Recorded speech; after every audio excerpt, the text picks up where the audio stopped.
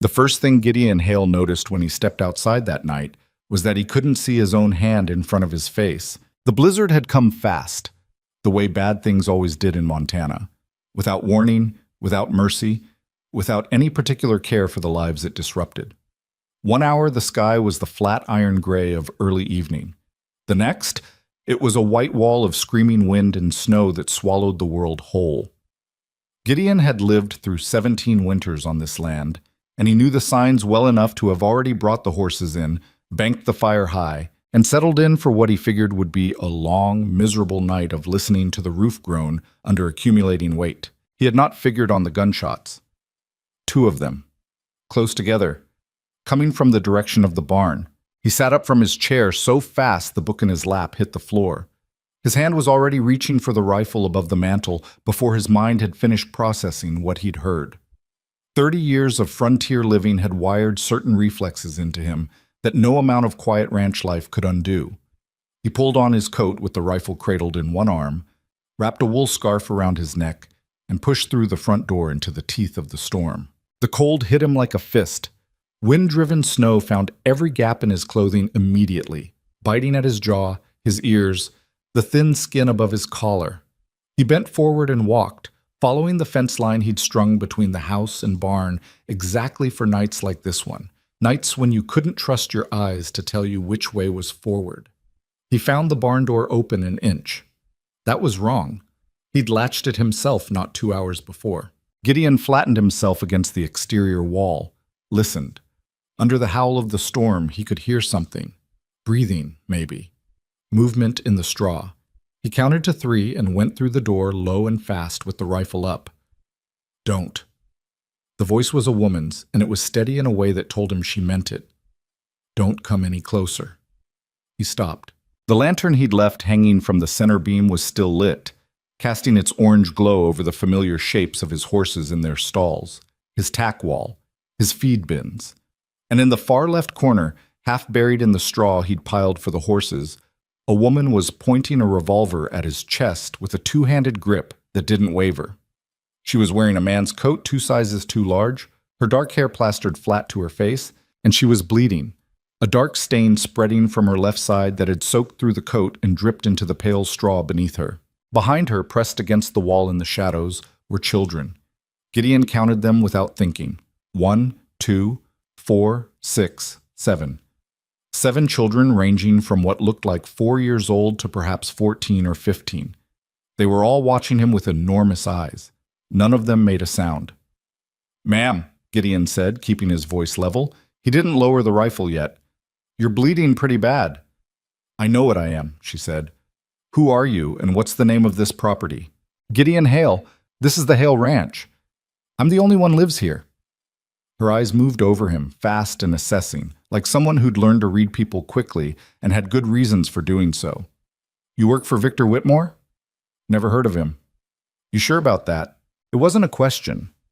Gideon met her eyes. "Lady, I've been on this land for 17 years and I don't know anyone named Whitmore. Now you're bleeding through my barn floor and there are children behind you who look half frozen. I don't know what you're running from, and I don't need to tonight, but you need to lower that gun and let me help you or you're going to be dead before morning and those kids are going to be alone." Something shifted in her face. Not softness exactly, more like exhaustion breaking through the surface of something she'd been holding very hard for a very long time. The revolver dipped an inch. "If you're lying to me," she said, "those children are not your problem. They belong to no one except themselves. And if anything happens to me, you let them go wherever they want to go. Do you understand?" "Understood," he said, though he had no real idea what he was agreeing to. He lowered the rifle. "Well, her name was Clara Whitmore, or it had been, until she'd spent the last 3 months trying to make sure no one connected her to that name." She told him this in pieces, between shallow breaths, while he got her inside and onto the narrow bed in his back room and assessed the wound in his kitchen lantern light. The bullet had gone through the flesh of her left side, just above the hip. Clean entry, clean exit, which meant no digging required, which was the only piece of good news he had. The wound was several hours old and had bled steadily the whole time. She was pale in a way that worried him, and her pulse, when he checked it at her wrist, was faster than it should have been. "You rode like this?" he asked. Walked, she said. The horses gave out 2 days ago. He looked up. 2 days. We had some food, not much. She closed her eyes briefly. The children haven't eaten properly since... She stopped. Since Billings. Gideon left her for a moment and went back to the main room, where the 7 children were arranged with careful stillness near his fire. They'd accepted the warmth, but none of them had moved toward the kitchen or tried to take anything. The oldest, a boy of about 15 with serious eyes and a set to his jaw that belonged on someone twice his age, was watching Gideon with the measured attention of someone who'd learned that adults required watching. You the one in charge when she can't be? Gideon asked him. Yes, sir. What's your name? Noah Reed. All right, Noah Reed. There's a pot of beans on the stove from supper. Still warm. Cornbread wrapped in cloth on the counter. You know how to dish up food for children? Yes, sir. Then do it. There's a small one there. He nodded toward the youngest, a girl who couldn't have been older than 4, who was sitting very close to the fire with her knees pulled up and her eyes going heavy. Make sure she eats first. Noah moved without another word. Gideon went back to Clara. He cleaned the wound with what he had, whiskey and clean cloth.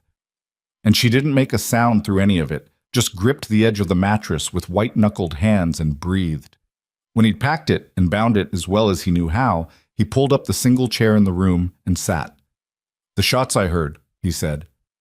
That was you? I fired at a man who was following us. I don't know if I hit him. Her voice was thinner now, starting to drift at the edges.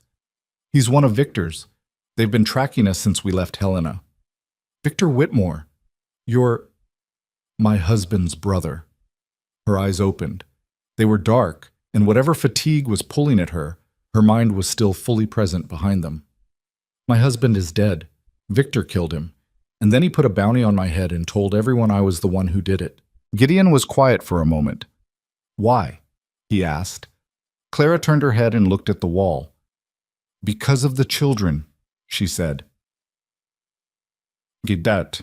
He let her sleep before she could tell him more. She was in no condition to explain anything, and he was in no condition to make sense of it, and the storm outside had climbed to a pitch that made the whole house shudder on its foundation. He spent the next hour making sure the children were fed, really fed, not just given a scoop of beans, but watched carefully until each of them had eaten enough. And then he figured out where to put 7 cold, exhausted, frightened children in a house built for one. The 2 youngest girls went into the back room with Clara on a pallet he made from spare blankets. The remaining 5, Noah and 2 other older boys, plus 2 girls of middle age, he settled in the main room near the fire, with every spare blanket and piece of heavy cloth he owned piled over them. He sat in his chair with his rifle across his knees and listened to the storm and waited to see if anyone would come through it. No one did. Not that night. By morning, the storm had lessened to ordinary cold, the sky gone pale and flat, the world outside rearranged under 3 feet of new snow. Gideon made coffee and watched the children reorient themselves to a kitchen, to warmth, to the simple fact of a solid roof. They were cautious about it, all of them, the way animals were cautious after being hurt, reaching for comfort, but flinching back at the last second, unsure if they were allowed. Clara woke late in the morning with fever. He'd expected it, a wound that old in those conditions, with no proper treatment for hours. Infection was nearly certain. He sat with her through the worst of it, keeping water near, getting her to drink when she was lucid enough, changing the dressing twice when the seepage worried him.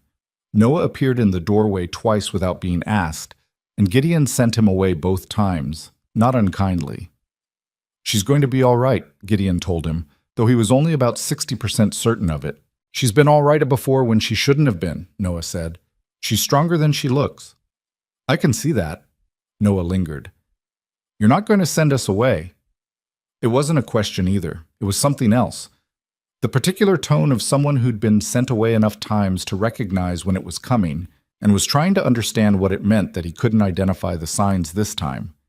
Not in this weather, Gideon said. Not with her like this. After, I mean. Gideon looked at the boy for a moment.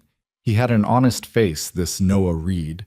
Not innocent exactly. Nothing like innocent, but honest.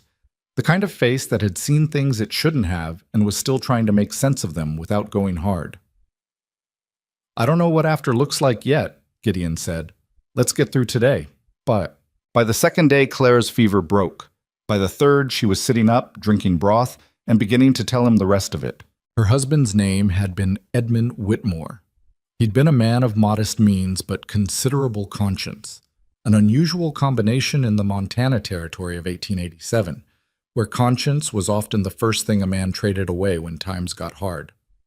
Edmund had grown up watching children come through the frontier towns with nothing and no one, discarded by circumstance or death or simple abandonment, and it had stayed with him in a way it didn't stay with most people. He couldn't fix the whole world, Clara said. He knew that, but he thought maybe he could fix the part of it he could reach. He'd started small, taking in a boy from Butte who'd been sleeping in a livery stable, then a pair of sisters from Missoula whose mother had died of fever.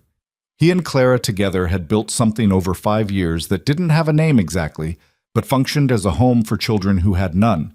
At its peak, they'd been caring for 11 children in a house that was genuinely too small for the purpose, with a network of neighbors and sympathetic townspeople helping to keep them fed. Victor never liked it, Clara said. Her voice stayed even, but Gideon could see the way her hands tightened around the cup when she talked about her brother-in-law. He thought Edmund was wasting money and reputation on people who'd never amount to anything. That's how he talked about them, like they were investments that wouldn't pay out. Victor Whitmore was, by Clara's account, the sort of man who had acquired wealth and influence through a combination of genuine intelligence and a complete willingness to do whatever was necessary to hold on to both. He controlled significant land interests across 3 counties, had deep ties to territorial politics, and was accustomed to having his particular view of how things should be treated as the only reasonable one. His view of the orphaned children of the Montana frontier was this: they were a resource. Child labor, Gideon said flatly. Placement contracts, he called them. He had connections with mine owners, large agricultural operations, a textile operation out of Butte. Clara met his eyes. He wanted to broker the children, match them to employers, collect a fee from both sides. He framed it as charitable work, giving children opportunity, but she stopped. But a 12-year-old in a coal mine isn't opportunity, and he knew that. When Edmund refused, Victor had given him time to reconsider. When Edmund still refused, when Edmund had instead begun making noise to territorial authorities about Victor's scheme, Victor had killed him, made it look like a robbery, gotten 2 men in his employ to testify that Clara had been arguing violently with her husband in the days before his death. The bounty was $50, which was enough in 1887 to motivate serious men. He got custody of the children immediately, Clara said. Petitioned to the court as next of kin, given that I was... She made a short, controlled movement of her mouth that might have been a smile in a different set of circumstances. Given that I was a murderess. But you had the children. Noah figured out what was happening before the hearing. He'd overheard one of Victor's men talking about where the children were going to be sent. She shifted, winced, pressed a hand to her side. He came to me at 2 a.m. and said we had to leave then or we wouldn't get another chance. He was 15 years old. He'd already packed what he could for the little ones. Gideon was quiet for a moment, thinking about the boy in the doorway with his serious eyes. "How long have you been running?" he asked. 11 weeks, Clara said. Outside, while Clara slept, the children began to learn the geography of the ranch in the careful, incremental way of people who were afraid to assume anything would still be there tomorrow. The youngest was a girl named Maisie, who was 4, who had not spoken a single word since Gideon had found them, and who attached herself to Clara with the specific, desperate tenacity of a small creature that has learned proximity to one safe person is the only reliable protection against everything else. When Clara was sleeping, Maisie sat beside the bed and watched her breathe. When Clara was awake, Maisie was within touching distance, always. There were 2 other girls, Harriet, who was 10, with a practical manner and a gap where her 2 front teeth had been lost to a fall 2 years ago, and Celine, who was 8, and who had arrived at the Whitmore household from somewhere in Colorado with nothing but the dress she was wearing and a habit of cataloging everything she saw, murmuring quiet inventories of whatever room she was in. The boys were Noah at 15, James, who was 12, and who had the fidgety, combustible energy of a child who needed work to do or would find his own work, which was rarely good. Thomas, who was 9 and very small for his age, and who had attached himself to Noah the way Maisie had attached herself to Clara, and Samuel, who was 7, and who had, as far as Gideon could tell, decided to reserve all judgment on everything until further information became available. Gideon found them useful to have around, which surprised him. He hadn't thought about children much in years. He'd made his peace, or something like peace, something more like armistice, with the fact that his life wasn't going to include them, hadn't settled into that particular shape. He was 51 years old and had been alone on this ranch for 6 years since his wife Margaret had died of a fever that moved faster than anything the doctor in Choteau could outrun. He'd kept the ranch because leaving felt like a different kind of dying, and because the work gave the days a shape that he needed. But James, the 12-year-old, was in the barn by 8 in the morning, asking if there was anything that needed doing, and Gideon found himself walking the boy through the feeding routine before he'd consciously decided to. Thomas helped Noah carry in firewood. Harriet found the broom and swept the kitchen floor without being asked, then stood back and assessed her work with professional satisfaction. By the end of the 4th day, the ranch felt different in a way Gideon kept noticing and couldn't entirely name. On the 5th day, he rode into Choteau for supplies. He went alone, early, and he told Noah where he was going and approximately when to expect him back, which was the first time in 6 years he'd told anyone his plans. He needed flour, salt pork, more coffee, and medication. He'd looked at his supply of carbolic acid and decided he needed more, and Clara still needed willow bark for the pain she wasn't admitting to. He also needed to hear what people were saying. Choteau was a small town of about 400 people that had been growing steadily for a decade without ever quite becoming the thing it was trying to be. It had a general store, 2 saloons, a hotel, a livery stable, a land office, a church, and the particular kind of social architecture that forms in small places. Everyone knew everyone else's business, and opinions traveled faster than the mail. Gideon bought his supplies and listened. The postmaster, a talkative man named Dobbins, was happy to fill silence, as he always was. Victor Whitmore's name came up inside of 10 minutes, not because Dobbins was bringing it up, because someone else in the store had brought it up first, a rancher from the South County named Hendricks, who was picking up seed supplies and had apparently just come back from Choteau after spending time in Great Falls. Whitmore's got men all over the territory, Hendricks was saying to nobody in particular. Looking for that woman of his brother's. Word is she killed Edmund Whitmore back in Helena. Bounty's gone up. 75 now. She got children with her, Dobbins said. Heard that too. 7 of them. Whitmore says he's the rightful guardian, wants them returned safe. Hendricks shook his head. Hell of a thing. Man loses his brother, and then his brother's wife takes off with the children. Gideon kept his face neutral and paid for his supplies and walked out. He stood in the cold outside the general store for a moment, looking at the street. The story had been shaped, carefully, professionally shaped, the way you shaped clay before it hardened into something permanent.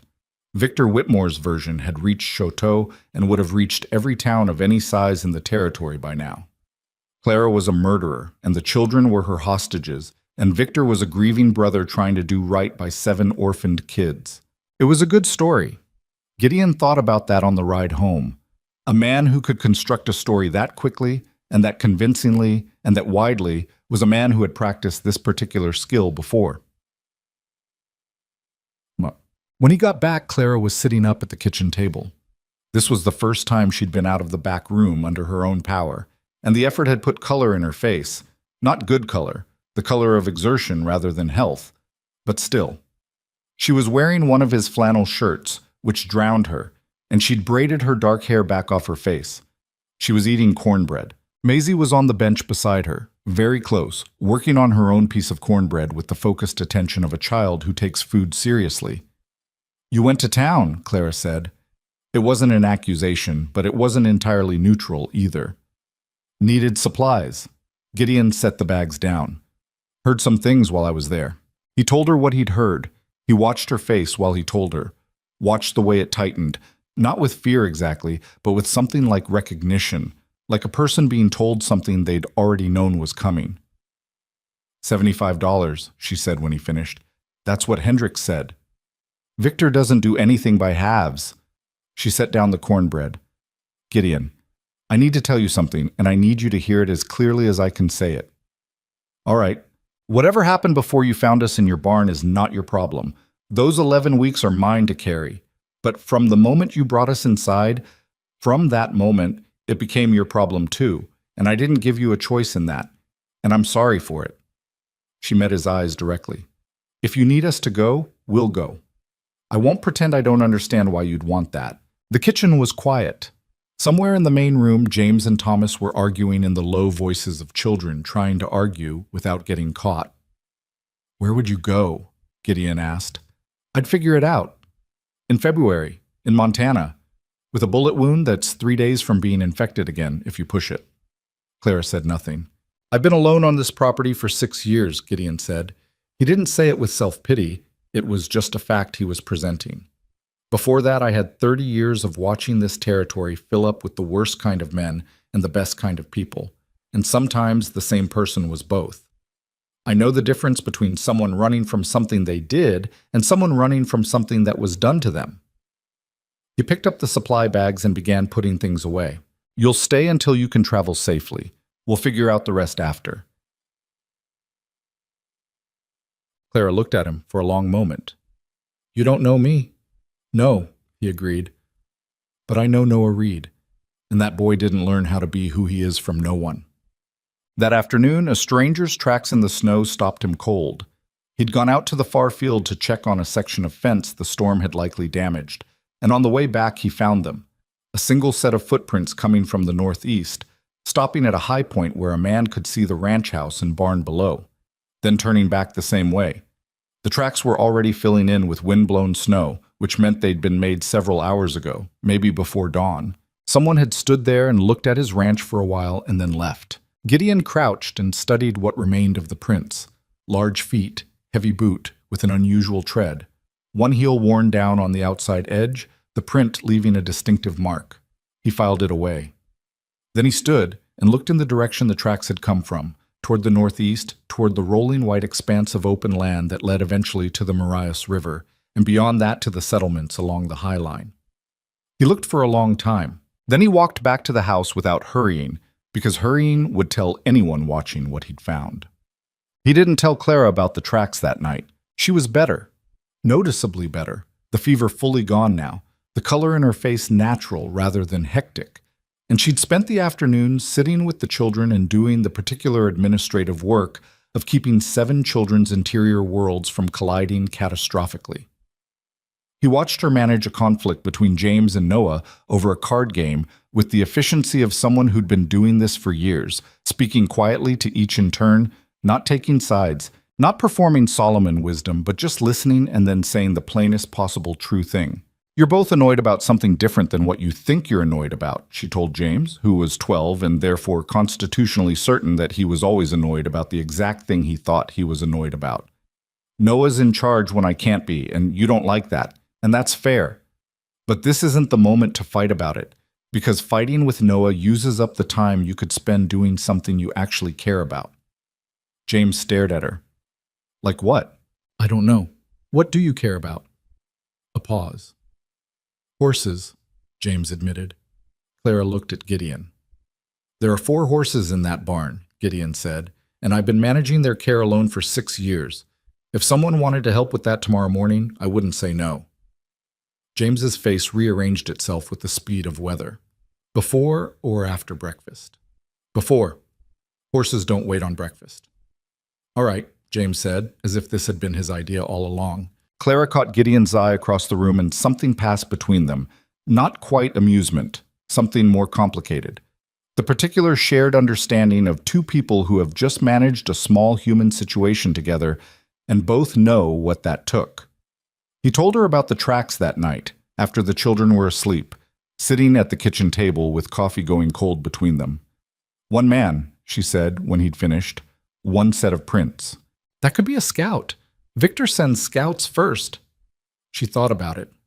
Or it could be someone passing through who was curious about the smoke from the chimney. "Could be," Gideon said. "I don't think it is." Clara looked at the table. "How far to the nearest neighboring ranch?" "Adler to the west, 7 miles. Renstrom to the south, 9. And town, 11 miles on good roads, more in snow. So we're isolated. The ranch has always been isolated. I knew what I was getting when I bought it." He turned the coffee cup in his hands. "What I need to know is, The man you shot at before you reached my barn. Did you see his face? Clara was quiet for a moment. He had a beard, brown, going gray, scar above his right eyebrow. She touched her own brow. He was riding a gray horse. You saw all that in a blizzard. I've been watching for Victor's men for 11 weeks. You learned to notice. He nodded slowly.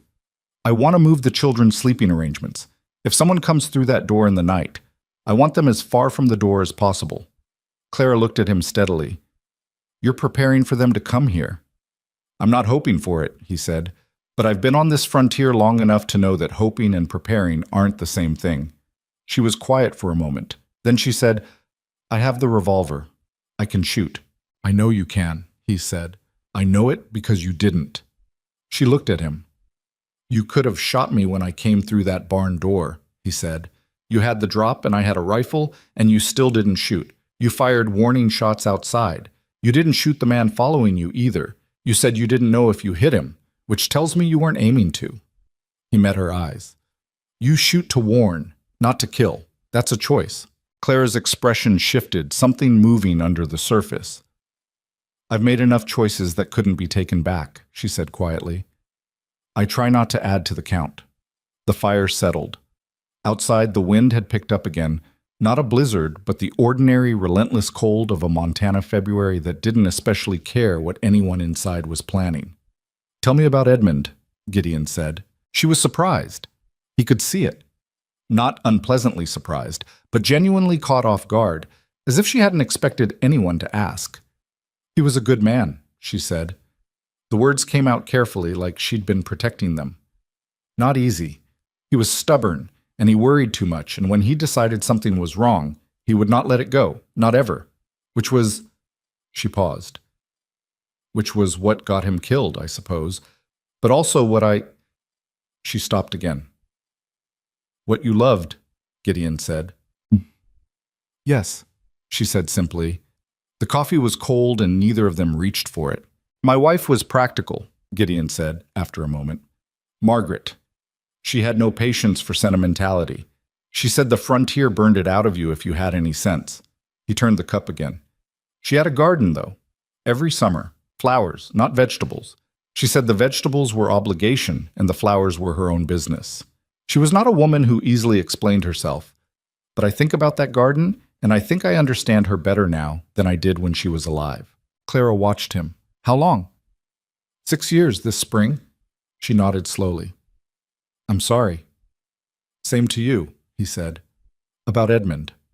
They sat together in the near silence of a house full of sleeping children and a wind that didn't let up, and it wasn't comfortable exactly, but it was something. The particular specific comfort of two people who know what grief looks like and recognize it in each other and don't need to explain it. On the 7th morning, Gideon found a dead rabbit outside the barn. It had been placed there, not dropped, arranged with some care at the center of the barn door. A message, not a coincidence. He picked it up and brought it inside and said nothing about it to anyone except Noah, whom he took aside after breakfast. What is it? Noah asked, looking at the rabbit. Someone left it. Gideon kept his voice low. Deliberate. Could mean a lot of things. Could be a territorial marker. Some men do that, mark places they're watching. Could be something stranger. He looked at the boy. I need you to know that someone is watching this place. I'm not trying to scare you. I'm not scared, Noah said. Then, a beat later, with more accuracy, I've been scared since October. I'm used to it. Fair enough. I need you to watch the children. Specifically, I don't want any of them outside alone, not even to the outhouse. Not until I know what this means. Yes, sir. And Noah, Gideon paused. If something happens to me, I need you to know that there's money in the floorboard under the left corner of the kitchen counter. Enough to get to Miles City on the stage. I've written a name there too. Lawyer named Harlan Price. He's honest, which is rare enough in my experience that I remember it. He'll help you. Noah looked at him for a long moment with those serious eyes that seemed to take in more than they should for 15 years of living. Nothing's going to happen to you, Noah said. Probably not, Gideon agreed, but probably isn't good enough when it comes to 7 children. Noah swallowed. Yes, sir. The rabbit was followed 2 days later by something worse. Gideon's south fence line, the quarter-mile stretch that ran along the road, had been cut. Not broken by weather or any animals. Cut cleanly, wire snipped at each post, a job that required tools and intent. He found it on his morning ride and sat on his horse in the thin winter light and looked at the damage and felt something cold settle in his chest that had nothing to do with the temperature. This was escalation. The rabbit had been a watch. I see you. The fence was a warning. I can reach you. He repaired the fence himself and said nothing about it at supper. Afterward, when the children were occupied, he told Clara. She received it with the particular stillness of someone who had already thought through the worst possibilities and was now being given evidence that they were materializing. Victor's men don't just watch, she said. They don't cut fences for fun. They're building a case for themselves, making sure of the territory before they move. That's how I read it too. When they move, it'll be fast and it'll be more than one man. She pressed her hand to her side, not the wound, just a habit, like touching something to know it's still there. What do you have for weapons? The rifle, a second rifle in the barn, revolver, my own, box of shells for each. 3 guns. 3 guns, he confirmed. Noah can shoot, Clara said. Edmund taught him. He's good. Gideon thought about asking a 15-year-old to take up a rifle in defense of people who were trying to kill them. He thought about the alternative. All right, he said. Clara looked at him with the directness she'd shown from the beginning, that quality of full attention that made you feel like she was actually seeing you, rather than the version of you it was convenient to see. You didn't sign up for this, she said. I want you to know I understand that. I signed up for it when I carried you out of that barn, he said. 7 days ago, in a blizzard. He met her eyes. I've had time to change my mind. I haven't. Something shifted in her face again. That thing he kept noticing, the exhaustion giving way for a second to something underneath it, something that was perhaps in the process of becoming something else. Why? She asked quietly. Gideon thought about it for a moment, really thought about it, the way you thought about things you'd been avoiding thinking about because the answer was complicated. Because a man who would murder his brother over money and try to send 7 children to coal mines, he said, is a man who's never run into anything that wouldn't move. And I've been on this land for 17 years and I don't move. Clara was quiet for a moment, then she said, I'm a good shot. I know you are, he said. I'm counting on it. 3 nights later, James heard a horse. He was already awake. James was often awake at 3 in the morning, a habit he'd developed during the 11 weeks on the run when sleeping too heavily was a liability. And he heard it and came and got Gideon without making a sound. Gideon was on his feet before the boy finished speaking, rifle in hand, crossing to the window. The moon was up, the sky clear for the first time in 2 weeks, and in the blue-white moonlight he could see the snow and the shapes of things clearly. 2 riders at the tree line, standing still, looking at the house. He watched them for 3 minutes. They didn't move. Then the nearer one raised a hand and made a motion, and they both turned and rode back the way they'd come. Gideon stood at the window and breathed until his heart settled, and thought about what it meant that 2 men had come to look at his house in the middle of the night and then ridden away. It meant they weren't ready yet. It meant they were still counting things. He went to the kitchen and made coffee and sat down and started figuring out what he was going to do. Because waiting was not a strategy. Waiting was just losing slowly. And Gideon Hale had not kept this ranch for 17 years in this country by losing slowly at anything. The coffee was cold by the time Gideon finished thinking. He'd sat at that kitchen table from 3 in the morning until the sky outside the east window went from black to the particular dark blue that preceded dawn. And by the end of it, he had something that might have been a plan, if you were generous with the definition of the word. It wasn't elegant. It had 3 or 4 places where it could go badly wrong without much warning. But it was better than sitting still and waiting for Victor Whitmore's men to finish their counting. The first thing he needed was information. Not the shaped, careful story that Hendricks had passed along in the general store. The real kind. The kind that came from people who had been there and had no reason to lie to him. He needed to know exactly what Victor Whitmore had built and exactly how he'd built it. Because a man who could construct a false narrative across an entire territory in a matter of weeks was a man with an infrastructure. An infrastructure had weak points if you knew where to look. The second thing he needed was allies. He'd spent 6 years telling himself he didn't need anyone, which was the kind of thing a person told themselves when they'd lost someone they needed and couldn't figure out how to need anyone else. But 7 children and a woman with a bounty on her head had a way of making a man revise his working assumptions. He was still sitting there when Clara appeared in the kitchen doorway. She moved carefully. She was always careful about how she moved now, measuring each motion against what her side would tolerate. But she was upright, and her eyes were clear, and she'd braided her hair again, which he'd come to understand was what she did when she was preparing herself for something. She looked at his face, at the cold coffee, at the gray pre-dawn light coming through the window. "You saw something last night," she said. "2 riders at the tree line. They looked and left." She absorbed this without visible alarm, which told him she'd already considered the possibility in whatever hours she'd been awake. "You've been sitting here since, thinking." "About what?" He told her. All of it. The shape of what he was considering, the gaps he couldn't yet fill, the names he was turning over in his mind.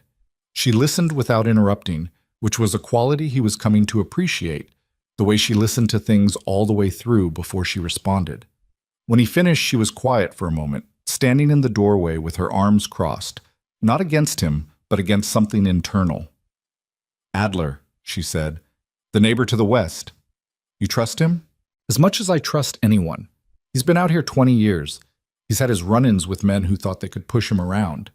Gideon turned the cup in his hands. "He's not a man who likes being pushed." "And Renstrom? Different kind of man. Quiet, keeps to himself. But he's got a wife and 4 kids, and men like that, men with something specific to protect, they think about things different than men who've got nothing to lose." He paused. "I helped him pull his barn out of a bad snowdrift 2 winters ago. We haven't spoken much since, but he remembers." Clara thought. Victor's men will be working the towns first. That's where the information moves. They'll be asking about a woman and children, spreading the story, making sure anyone who sees us knows what they're supposed to think. She met his eyes. "But towns aren't everything out here. Victor knows territory politics and money and influence. He doesn't necessarily know frontier neighbors." "No," Gideon agreed. "He doesn't." "Then that's where we have something he doesn't." It was the first time she'd said "we" in a way that included him, and he noticed it the way you notice small shifts in weather. Not dramatically, but with the part of yourself that tracked such things because they mattered. "I'll ride to Adler today," he said. "I'll talk to Noah," she said. "He knows things I haven't told you yet." Adler's spread was 7 miles west through open country that was beautiful and merciless in equal measure, all rolling white hills and the occasional dark line of cottonwoods along a frozen creek.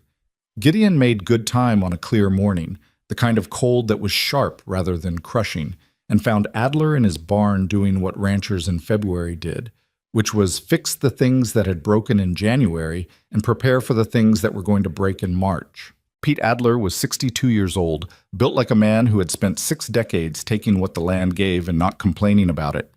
He had a gray beard he kept trimmed and hands that looked like they'd been carved from something harder than ordinary flesh, and a habit of looking at the middle distance when he was thinking that made some people think he wasn't listening, when in fact he was listening to everything. "Hail," he said when Gideon came through the barn door. Not surprised. Not much surprised Adler. "Coffee's inside." They went inside. Adler's wife, a compact, efficient woman named Ruth, poured coffee without being asked and then found somewhere else to be, which was her habitual response to conversations she'd decided were best had without her present. Gideon had always liked that about her. He laid it out for Adler the way he'd laid it out for Clara. Adler listened the same way Clara had, completely, without rushing it. When Gideon finished, Adler drank his coffee and said, "Whitmore, big landman, Helena area. I've heard the name." "What have you heard?" "That he's the kind of man who calls himself a land investor. And what he means is that he finds people with land they can't afford to keep, and he helps them lose it faster than they would have on their own."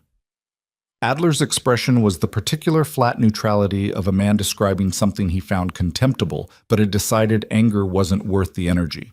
"I heard he had some scheme going with child labor a few years back that got quietly shut down when someone in the territorial government got wind of it.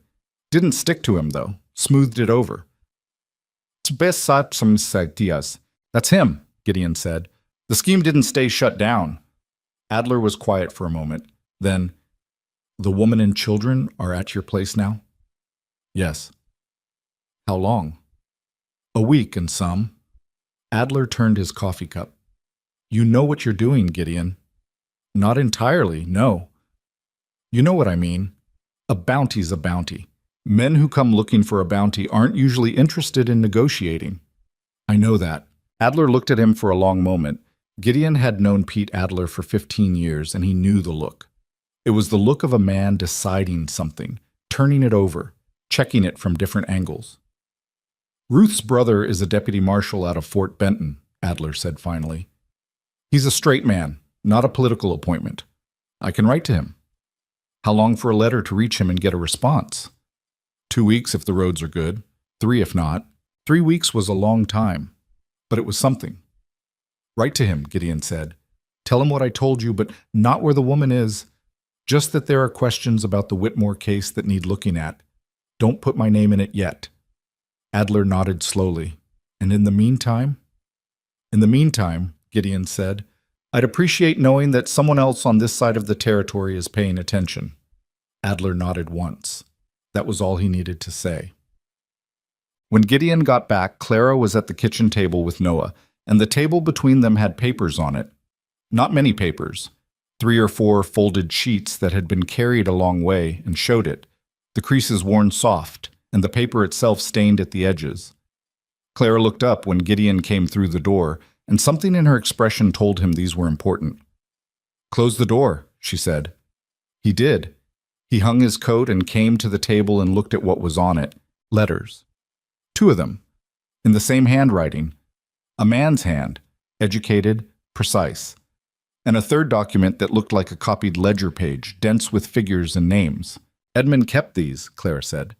He knew what Victor was planning months before Victor moved on him. He made copies of correspondence he found. A ledger page from Victor's office. He got in there once when Victor was away and he took the time to copy what he found. She pressed her fingers flat on the table. He told me to keep them.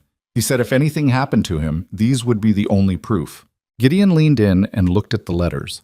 They were from Victor Whitmore to a man named Aldous Crane in Butte, a series of practical, business-like messages discussing what Victor called placement arrangements for unattached minors currently residing in the Whitmore charitable household. The tone was the tone of a man discussing livestock, delivery dates, per-head fees, work classifications, length of contract. The ledger page showed payments, incoming, from names Gideon didn't recognize, and outgoing to 2 men whose names he recognized as having appeared in newspaper accounts of territorial affairs as associates of the land office. He was bribing officials, Gideon said, to smooth the foster and custody paperwork, Clara confirmed. In the territory in 1887, an orphaned child with no documented family had very few legal protections. Victor had identified exactly which officials controlled those protections and exactly what they cost. And the letters show that he knew the children were being placed in labor arrangements, not households, that he was profiting directly, that he characterized it internally as exactly what it was, rather than the charitable work he described publicly. She straightened the papers with careful hands. Edmund knew that if Victor ever came after them, these would be the only thing that showed the truth. Gideon was quiet for a moment, looking at the ledger page, at the careful columns of figures, at the names and the numbers. These letters are dated, he said, 6 months before Edmund died. So Victor was already planning the child labor scheme while Edmund was still alive. And Edmund was already documenting it, Noah said. He'd been quiet the whole time, sitting across from Clara, his hands flat on the table. I helped him copy that ledger. He had me hold the paper steady while he wrote. His voice was even, but his jaw was tight. He knew what it meant if Victor found out. Gideon looked at the boy. 15 years old, and he'd helped a man copy documents that eventually got that man killed, and he'd been carrying that knowledge for 11 weeks. Noah, Gideon said. Sir, you did right. Then and now. Noah looked at him for a moment, then looked back at the table. His jaw loosened a fraction.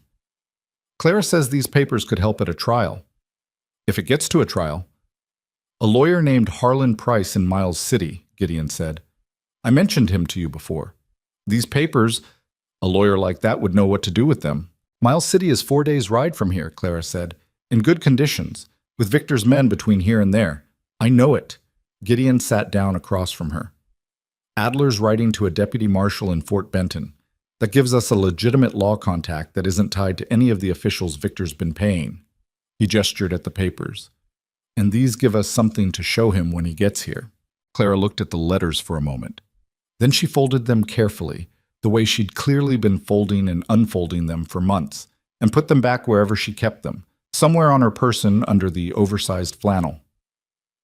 Victor's going to make his move soon, she said. He's not patient.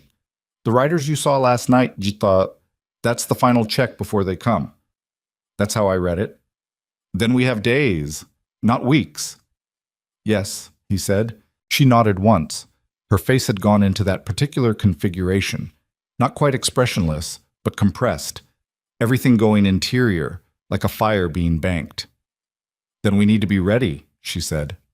Ready meant different things for different people, and Gideon spent the next 2 days watching the household organize itself around that word in ways he hadn't directed and couldn't entirely have predicted. Noah took to staying up later than anyone else, positioning himself near the window that gave the best view of the approach from the northeast, where the tracks had come from.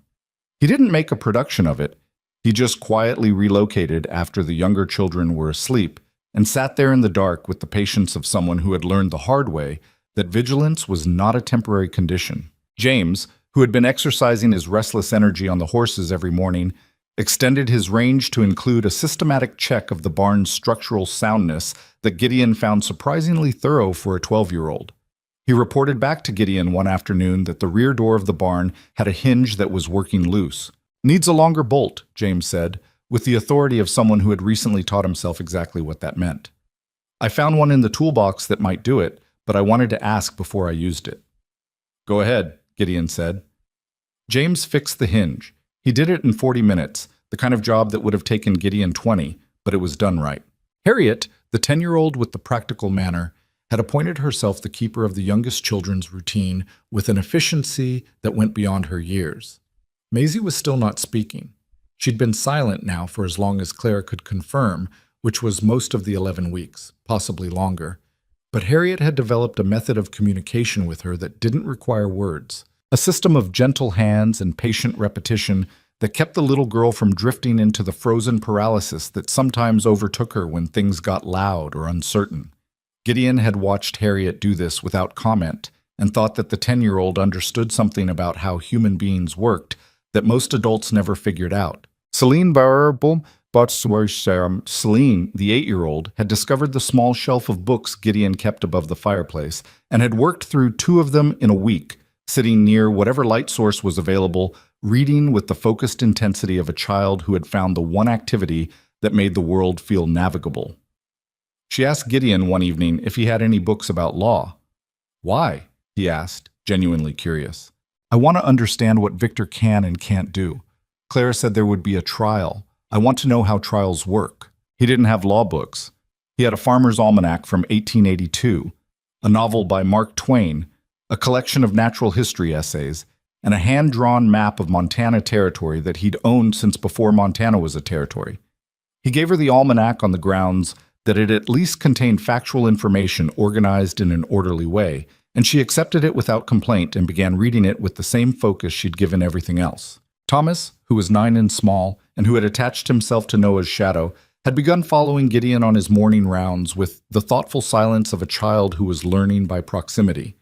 He didn't ask questions, he just watched, carefully, as if filing away the information for later use. Gideon had worked alongside silent people his whole life, and found that he didn't mind it. He started narrating what he was doing without making it obvious. This wire is for the fence, and this is how you test its tension, and this tool is called a fence plier because the man who invented it didn't bother with a more interesting name, and Thomas absorbed it all with the same quiet attention. Samuel, the 7-year-old who had appointed himself the judge of everything, continued his policy of careful non-commitment. He watched people. He watched Gideon especially, with the disconcerting focus of a child who had decided that adults were data sources rather than authorities, and was compiling his findings before reaching any conclusions. 2 days after Gideon's ride to Adler's place, Samuel appeared beside him while he was checking the rifle and said, "Are you going to keep us?" Gideon set the rifle down and looked at the boy. What does that mean, keep you? Like permanent, Samuel said. Clara says we're safe here for now, but now isn't the same as permanent. No, Gideon agreed. It isn't. So are you? He thought about how to answer this honestly, because Samuel was clearly a child who would notice dishonesty and file it in a particular folder, and Gideon didn't want to be in that folder. I don't know what permanent looks like yet, he said, but I can tell you that I haven't been trying to figure out how to get you out of here. I've been trying to figure out how to keep you safe. Those are different orientations. Samuel considered this with the gravity of a small judge weighing evidence. That's a careful answer, he said. It's an honest one. Samuel thought about it some more. Then he nodded, apparently satisfied, and walked away. On the 9th day, Victor's man came to the door. Not riders at the tree line this time. A single man who rode up the main path in broad daylight on a bay horse, dressed respectably, without visible weapons, and knocked on the front door like he was paying a social call. Gideon watched him come from the window and then went to the door. The man on the other side was perhaps 45, narrow-faced, with a traveling coat, and the particular manner of someone who made their living moving between situations. An intermediary, not a fighter, someone whose job was to do the talking before the fighting started. "Mr. Hale," he said. "That's me." "My name is Pendleton. I work for Victor Whitmore of Helena. I wonder if I might come in." "You might not," Gideon said. "What do you want?" Pendleton took this without offense. He had the practiced neutrality of a man who was used to not being invited in.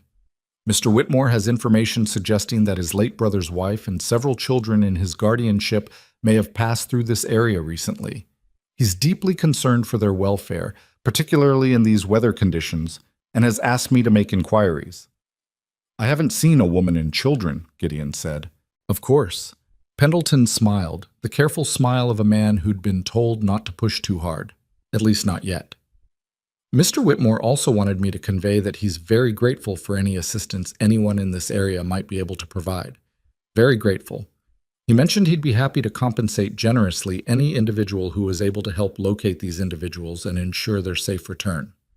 "I haven't seen anyone," Gideon said. "I've been alone out here since before the last storm." "Well."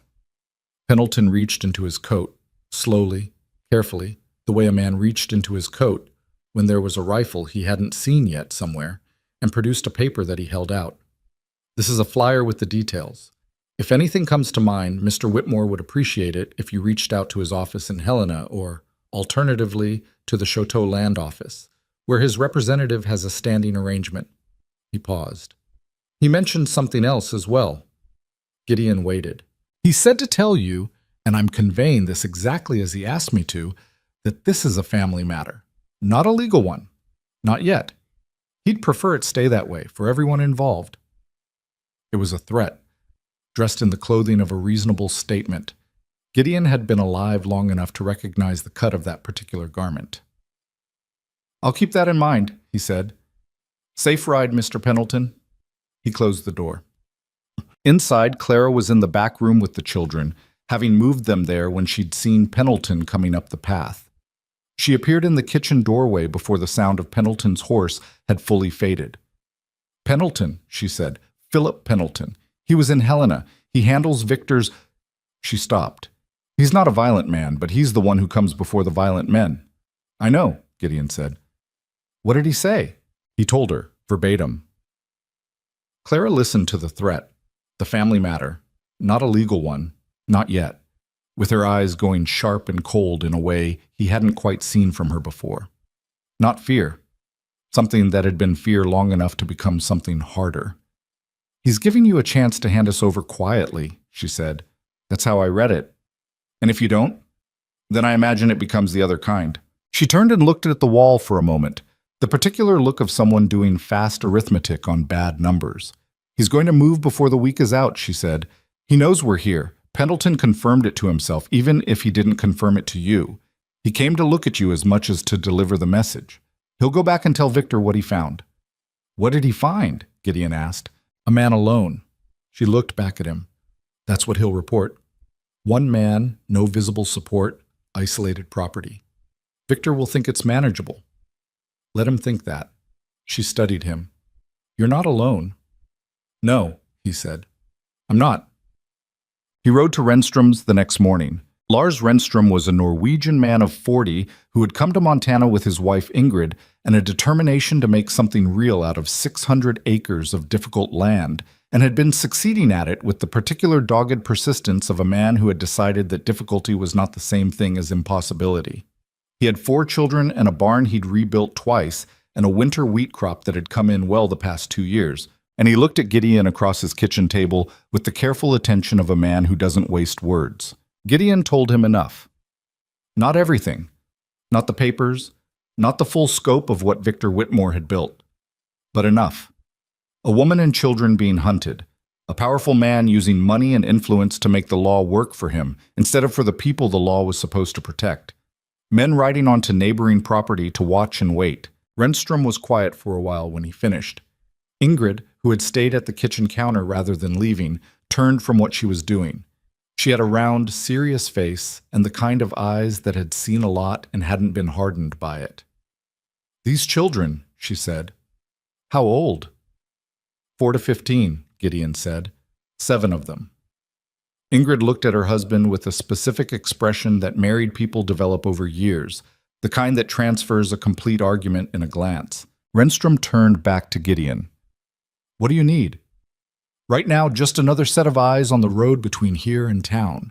If you see riders moving in number toward my place, I need to know. And if it comes to more than that, Gideon looked at him directly. Then I'd be grateful for a neighbor who doesn't look the other way. Renstrom nodded, not enthusiastically. He wasn't an enthusiastic man, but with the solidity of someone whose yes meant yes. Ingrid's brother is in Choteau, he said. He'll hear things in town that we won't out here. I'll ask him to keep his ears open. Thank you, Gideon said. Don't thank me yet, Renstrom said. Thank me when it's over, shouted.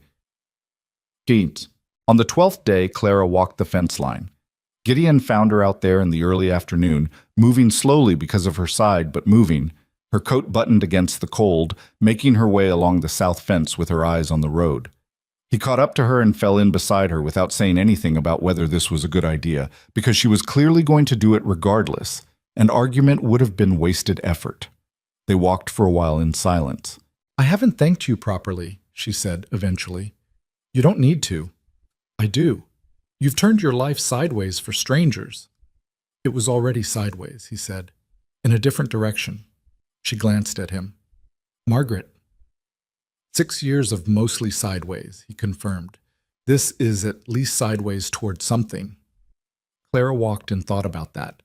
The snow crunched under their boots. A hawk was working the field to the east, low and patient. Edmund used to say that grief was just love with nowhere to go, she said. I thought that was too neat when he said it. I've changed my mind. Gideon didn't respond immediately. They walked another 20 yards before he said, He sounds like a man worth knowing. He was, Clara said simply. Then, you would have argued with each other about everything. Why?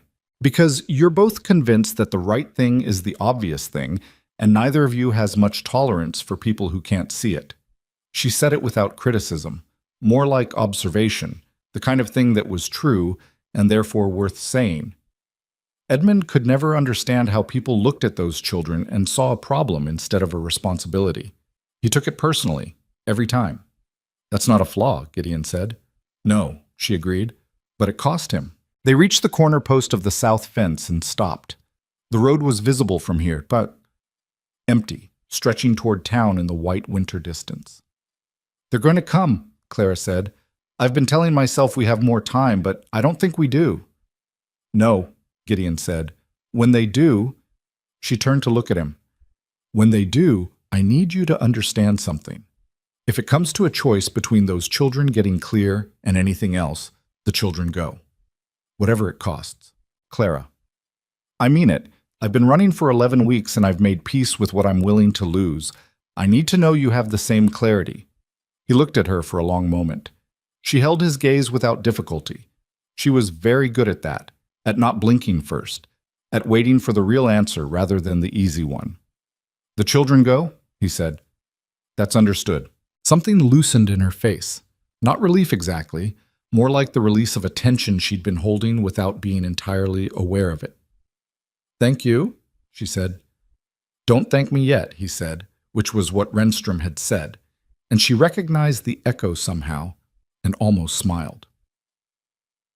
On the 13th day, Harriet brought him something. He was at the barn with James going over the horses, and Harriet appeared in the barn doorway with her hands behind her back and her practical expression arranged around something that was clearly important. "I found something in the hayloft," she said. James immediately looked at his boots in the way of someone who might know something about something in the hayloft. "James," Gideon said. "I was just keeping it safe," James said.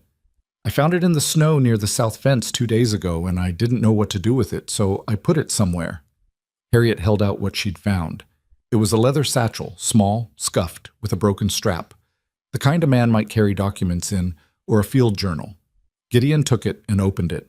Inside was a folded paper, not a letter, a printed form, and a small notebook with oilskin covers that had been written in with pencil in a small, cramped hand. He unfolded the paper first. It was a writ, a territorial court document partly completed with Clara's name on it and the charge formalized in legal language. Murder in the first degree, Clara Elaine Whitmore née Sawyer, subject to apprehension and delivery to Helena District Court. There was a signature at the bottom that Gideon recognized as the name he'd seen on the ledger page Clara had shown him. One of the officials Victor Whitmore had been paying. The notebook was worse. It was a record, careful, dated, systematic, of the ranch's layout, the positions of the house, barn, fence lines, the times Gideon's lamp went on and off, the number and apparent ages of the children recorded in the clipped notation of someone writing for operational rather than personal purposes. The last entry was from 3 days ago. 7 children confirmed. Woman moving under own power.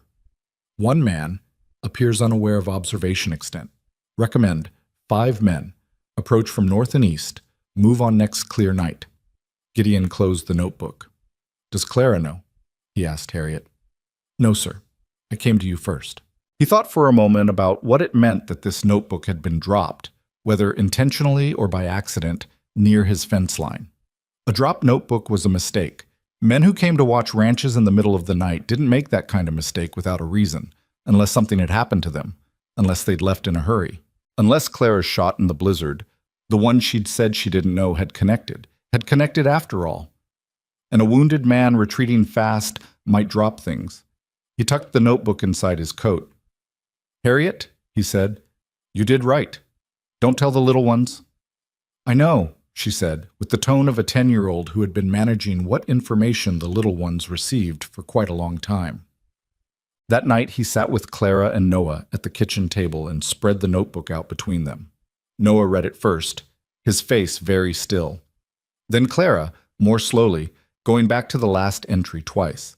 When she looked up, her expression was the one Gideon had started to recognize as her working face, not calm, but controlled, the face of someone managing a fear they couldn't afford to show. 5 men, she said. That's what he wrote. Victor doesn't send amateurs. Her voice was flat and precise. These won't be frontier drifters. They'll be experienced, organized, and they'll have the legal paperwork to back them up.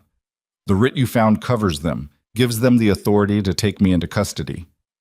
The writ covers you, Gideon said, not the children. Victor will have something for the children too.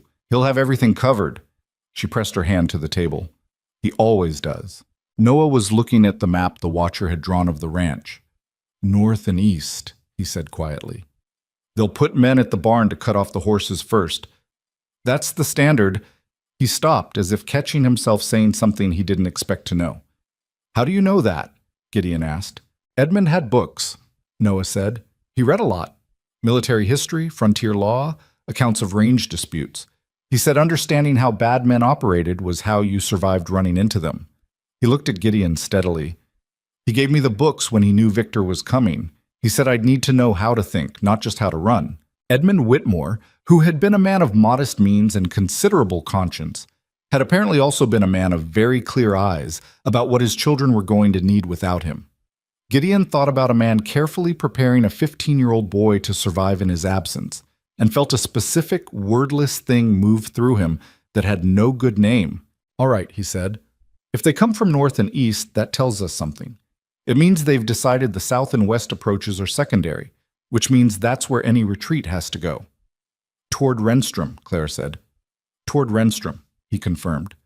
Noah looked at the map again, then at Gideon. When? Next clear night, Gideon said. If the weather holds... He looked at the window, at the flat, dark sky outside. 2 nights, maybe 3. The kitchen was very quiet. Somewhere down the hall, Thomas made a sound in his sleep, and then went silent again. We need to tell them something, Clara said. The children. Not everything, but something.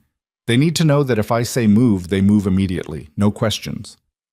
They already know that, Noah said. Noah. They do, he said. We've been running for 11 weeks.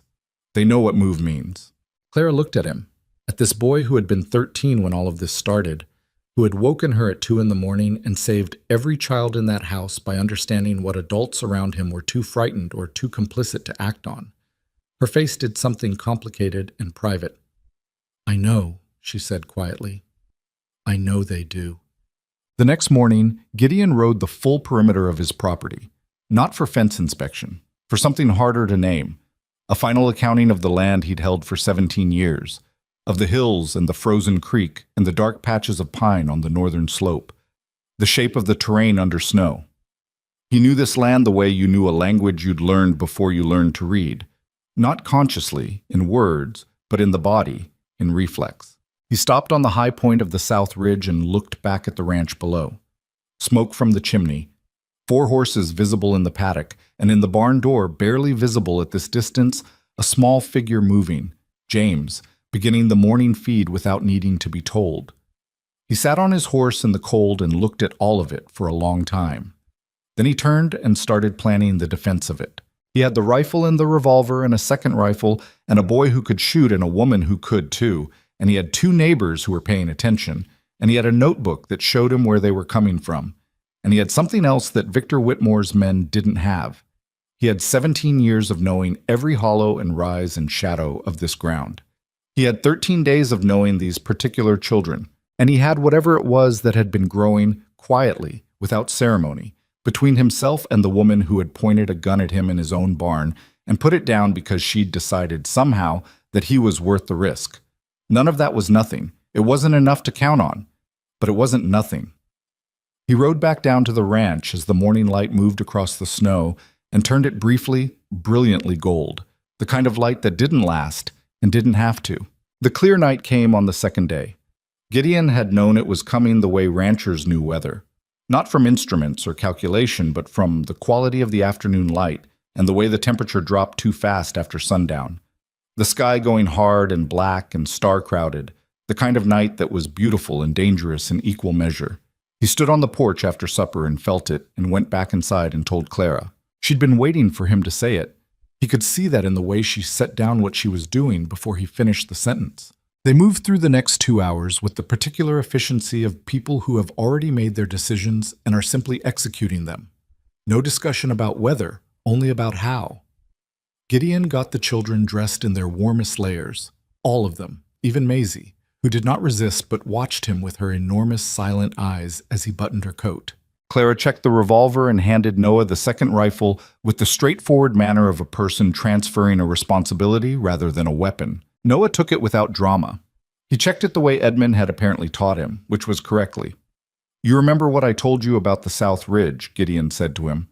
Follow the fence line to the corner post, then angle southwest toward the dark pines. Don't go straight. Angle. The terrain drops there and it gives cover. How long to Renstrom's from there?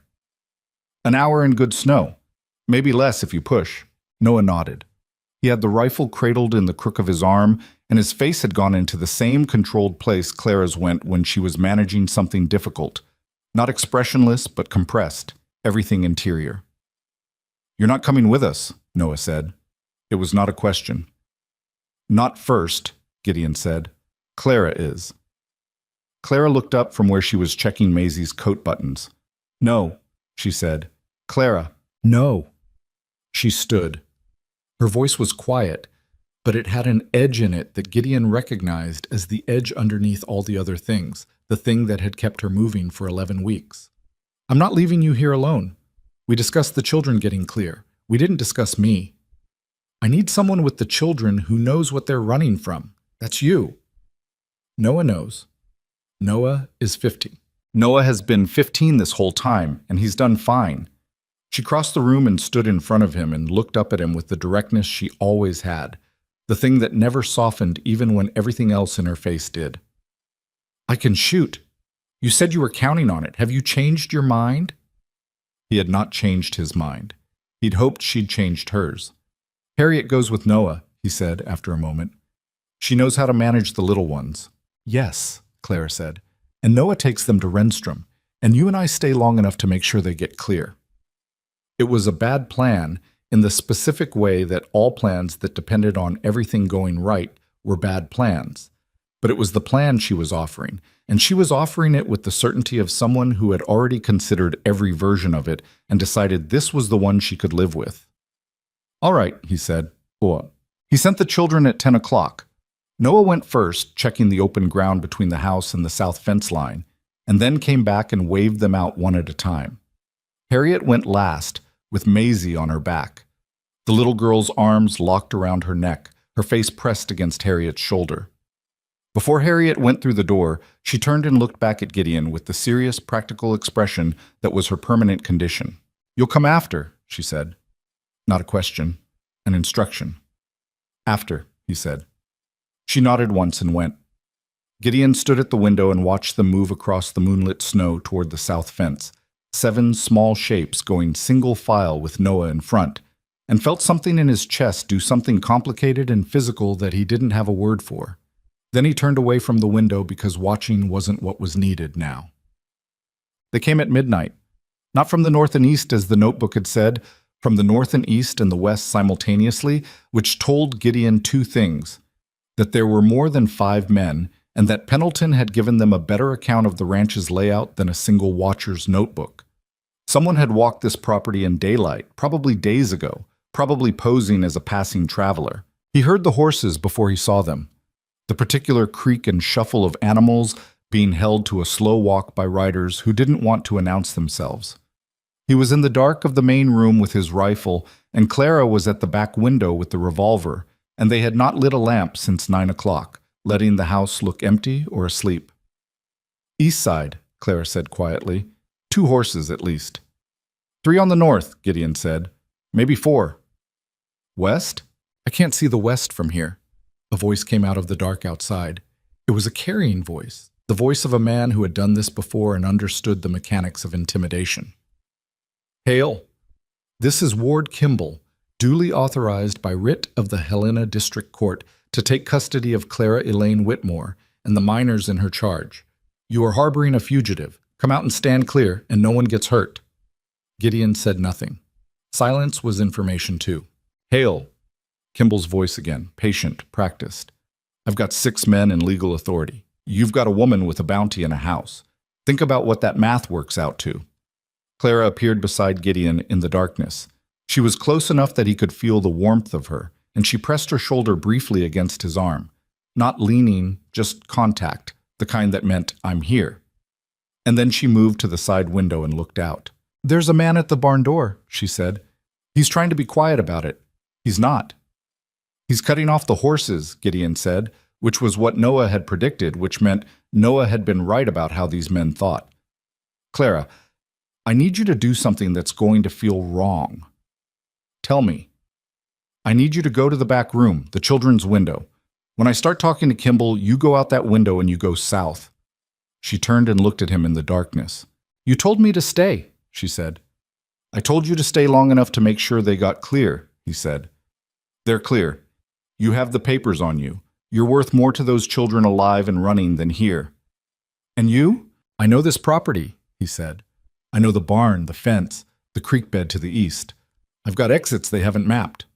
He said it with more confidence than he felt, but not so much that it would ring false to a woman who'd been reading people for 11 weeks. I need you to go. She was quiet for 4 seconds, which he counted. Gideon. Her voice had changed, not softer, but stripped of the operational precision, down to something more basic. Don't die on this property. I was not planning to, he said. She held his eyes in the dark for a moment longer. Then she moved. He waited until he heard the faint sound of the back window, and then he went to the front door. Okay. He opened it and stepped onto the porch with his hands visible and the rifle lowered, which was not the same as surrendering it. Ward Kimball was about what the notebook had suggested, a professional, riding a dark horse, positioned centrally in the yard with the casual authority of a man who was used to being the most dangerous thing in the immediate vicinity. He was perhaps 50, lean, with a beard, and the kind of eyes that assess distances automatically. Two men flanked him, and Gideon could see the shapes of others at the barn and along the fence line. "Where is she?" Kimball said. "I told your man Pendleton I hadn't seen her," Gideon said. "Pendleton's not here. I am. And I'm telling you, we've had this property under observation for 10 days. So let's not do this part." Kimball's voice was almost reasonable, the specific reasonableness of someone who had already decided how the night was going to end and was offering a brief opportunity for it to go a different way. "She's here. The children are here. I have a writ that covers the woman and papers establishing Whitmore guardianship of the minors. Stand clear." "I want to see that writ," Gideon said. Kimball paused. He hadn't expected that. "What?" "The writ. You said you have one. I want to read it." Gideon kept his voice level. "I'm a property owner in this territory and a citizen, and any man who comes onto my land with a legal document can show it to me before I do anything. That's how it works." It was not, in practice, necessarily how it worked, but it was how it was supposed to work, and citing the supposed version was a way of slowing things down, which was what he needed. Every minute was distance for Clara and the children. Kimball studied him. Then he reached into his coat and produced a paper and held it up. "Come get it," he said. Gideon walked down the porch steps. He was aware of everything: the men at the barn, the men at the fence line, the particular quality of alertness in the horses, his own heartbeat, which was fast but not out of control. He crossed the yard and took the paper from Kimball and read it. It was the same writ he'd found in the dropped satchel, fully completed now, with a judge's seal at the bottom that Gideon couldn't verify was legitimate. The charge was murder. The authority was the Helena District Court. "This judge," Gideon said, "Hector Vane." "What about him?" "He a friend of Victor Whitmore's?" Kimball's eyes went flat. "Give me the document." "I'm not done reading it." "Yes," Kimball said, "you are." The man to Kimball's left moved his horse a step forward, and the barn door opened behind Gideon with a sound that told him someone had come out of it from the inside, which meant they'd already been in there, which meant they'd gotten to his horses. He did the calculations in the 2 seconds he had and arrived at a conclusion he didn't like. "She's not here," Gideon said. "Gideon." Kimball's expression changed. Not much, but enough. "Search the house," he said to the man on his right, without breaking eye contact with Gideon. "I said she's not here." Gideon let the weight of it land. "She was. She left 2 hours ago. You've been watching the approach roads. She went across country." Kimball looked at him for a long moment, reading him the way professionals read people. Gideon kept his face neutral and let him read what there was. "You're lying," Kimball said, but there was a fraction of uncertainty in it. "Go look," Gideon said. They went through this house in 10 minutes. He watched them do it from the yard with Kimball's eye on him and the cold moving through his coat. He could hear them inside, boots on the floor, doors opening, a lamp being lit. He thought about Clara moving through the snow to the south and willed that distance to grow. The man who came back out wore the expression of someone delivering news he knew was going to be poorly received. "Nobody in there," he said to Kimball. "Place has been lived in recent. Fire's still warm, food in the kitchen, children's things." Kimball turned back to Gideon. "She ran," Gideon said. "Smart woman. She saw your men coming and she ran. Without the children. She sent the children ahead." He said it like a man giving up information reluctantly, because that was how you made information sound true. "She knew she'd slow them down." Kimball sat on his horse and thought. Gideon watched him think and kept his face still and his breathing even. "Which direction?" Kimball said finally. "North," Gideon said. He was sending them the wrong way. It was a straightforward lie, and he knew it would only hold for an hour at most before they found the tracks going south. But an hour was something. Kimball looked at him for 3 full seconds. "If I find out you lied to me," he said, I'll be back." "I understand," Gideon said. Kimball turned his horse and called out to his men, and they began to reorganize, pulling back from the barn and the fence line, reforming on the road heading north. Gideon stood in his yard and watched them go with his rifle still lowered and his hands still visible, and did not move until the last of them had disappeared around the northern tree line. Then he went back inside, got his saddlebag, and started moving south. He caught up to Clara and the children at the edge of the Renstrom property line. Clara heard him coming and had the revolver up before he was close enough to identify himself, which was exactly right, and she lowered it when she recognized his shape and his voice. "They went north," he said. "We have an hour." "All of them?" "All 6. But they'll find the tracks." He looked past her at the children, who were standing in a cluster in the moonlit snow. Thomas pressed against Noah's side, Maisie still on Harriet's back, Samuel watching Gideon with the judicial attention he brought to everything. "Is anyone hurt?" "Cold," Clara said. "But no. Renstrom's house is a quarter mile. Can you make that?" "We've made worse," Noah said. "But..." Lars Renstrom opened his door before they knocked. He'd seen them coming across the open field. He'd been watching, as he'd said he would, and he had a lamp already lit and Ingrid already moving toward the kitchen before Gideon got through the explanation of what had happened.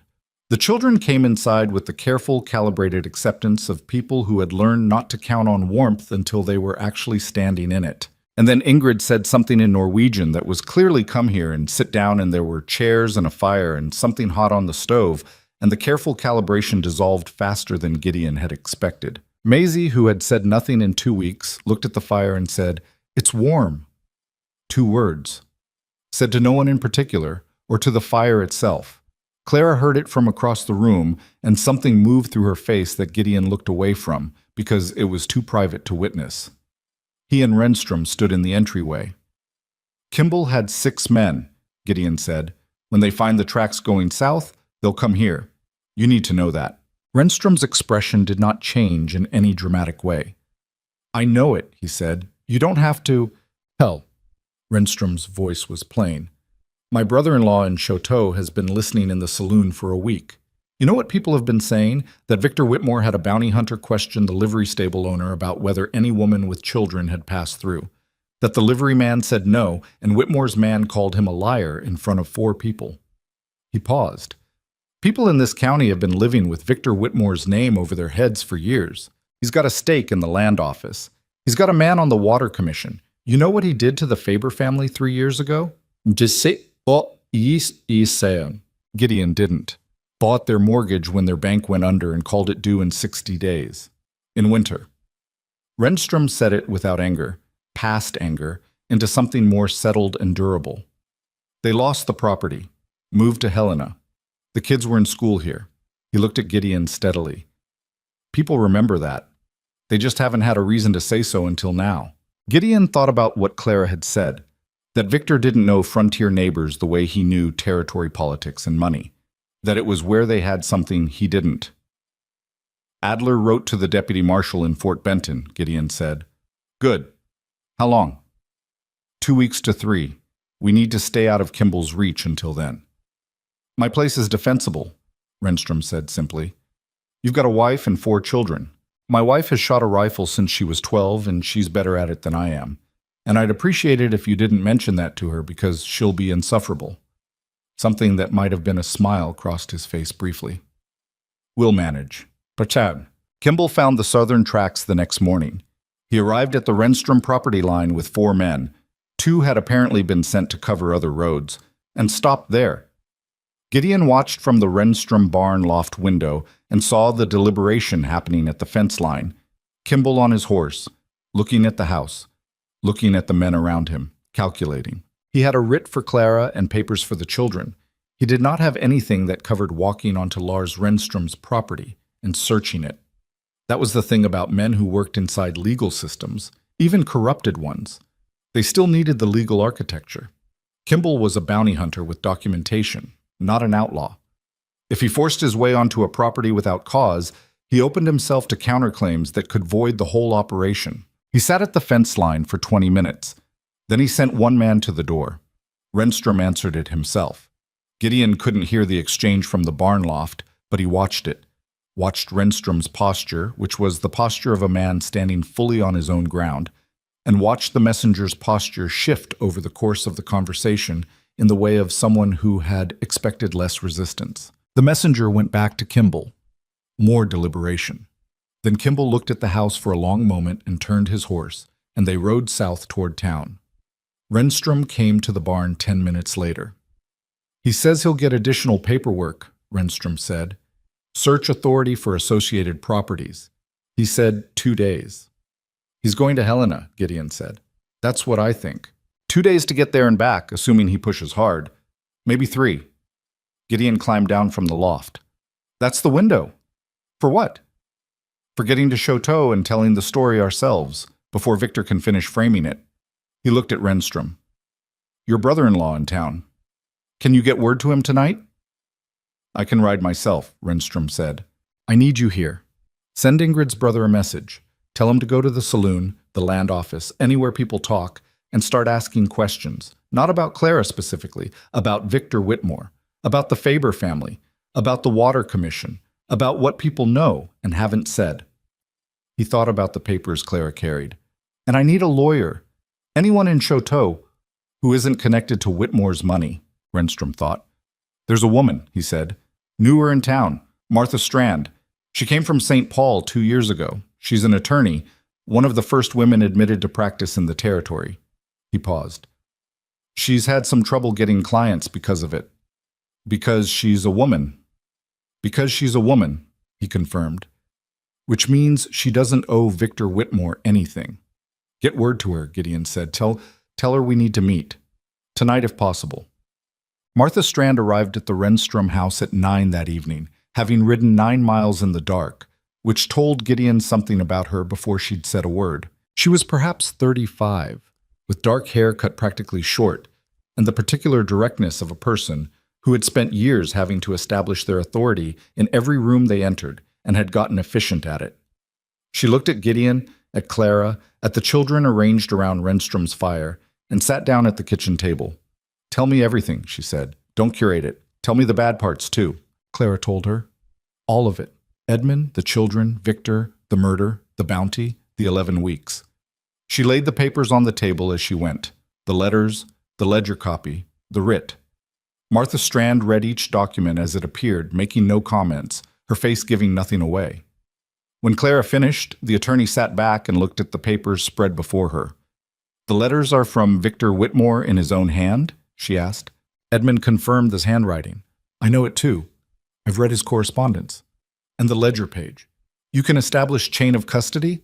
That your husband copied this directly from Victor's office?" Edmund wrote a separate letter describing how he obtained it. "That letter is in Helena at our former house, with a neighbor I trust." Martha looked up. "You left evidence in Helena." "I didn't have time to collect everything when we ran. We'll need that letter." The attorney turned to Gideon. "The writ, the signature, Judge Vane. I know that name. He's been on the territorial bench for 4 years, and there have been questions about his appointments and rulings that nobody has pushed hard enough to examine." She turned the writ in her hands. "If I can show the judge who issued this writ is compromised, the entire legal basis for the bounty collapses." "How long would that take?" Gideon asked. "In a functioning legal system? Weeks?" She looked at him steadily. "In what we actually have? I don't know. It depends on who will listen and how fast." She paused. "The deputy marshal in Fort Benton.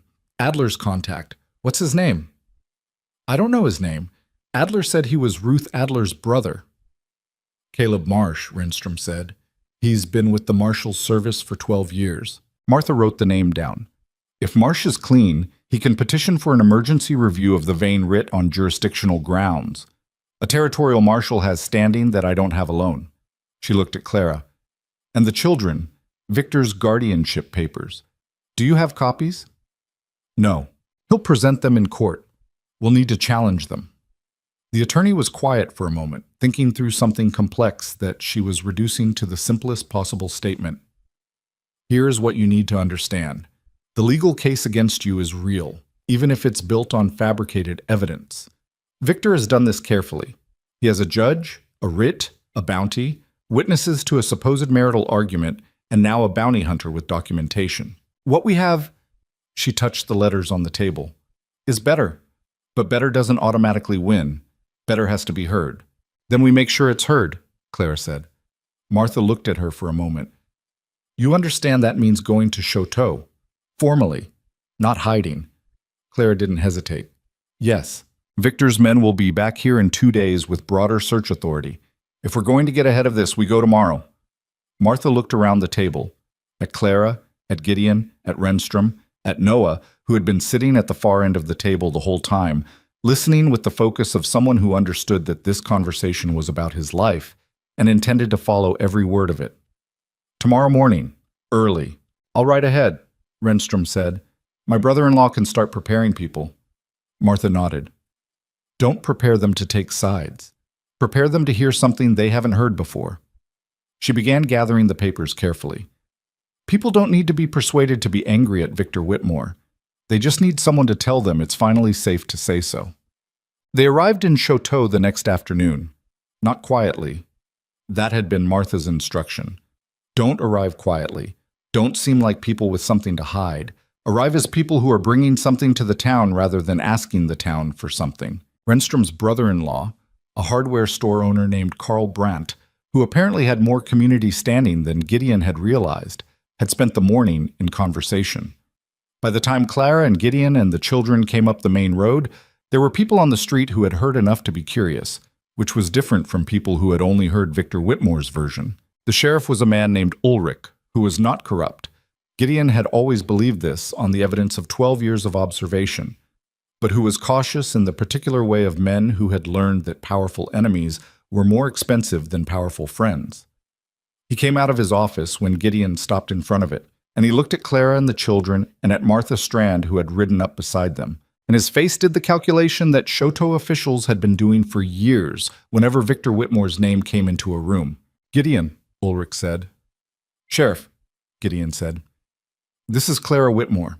She's here voluntarily to respond to a writ that was issued in Helena by a judge with a documented conflict of interest in connection with a murder she didn't commit. He kept his voice even and public, loud enough for the people on the street to hear clearly. She has evidence. She'd like to present it. Ulrich looked at the papers Martha was holding. He looked at Clara. He looked at the children behind her, at the small, watchful faces that had been cold and hungry and running for 11 weeks. He looked at the people on the street who were listening. He made a decision. Gideon could see it happen. Not dramatically, but as a shift in the posture. The moment when a man who's been standing diagonally to something decides to face it straight. Come inside, Ulrich said. What happened in the next 3 hours was not a trial. It was something messier and more human than that. Clara laying out the evidence on Ulrich's desk while Martha guided her through it methodically. Gideon standing near the door, people from the town coming in and out in ones and twos as word spread.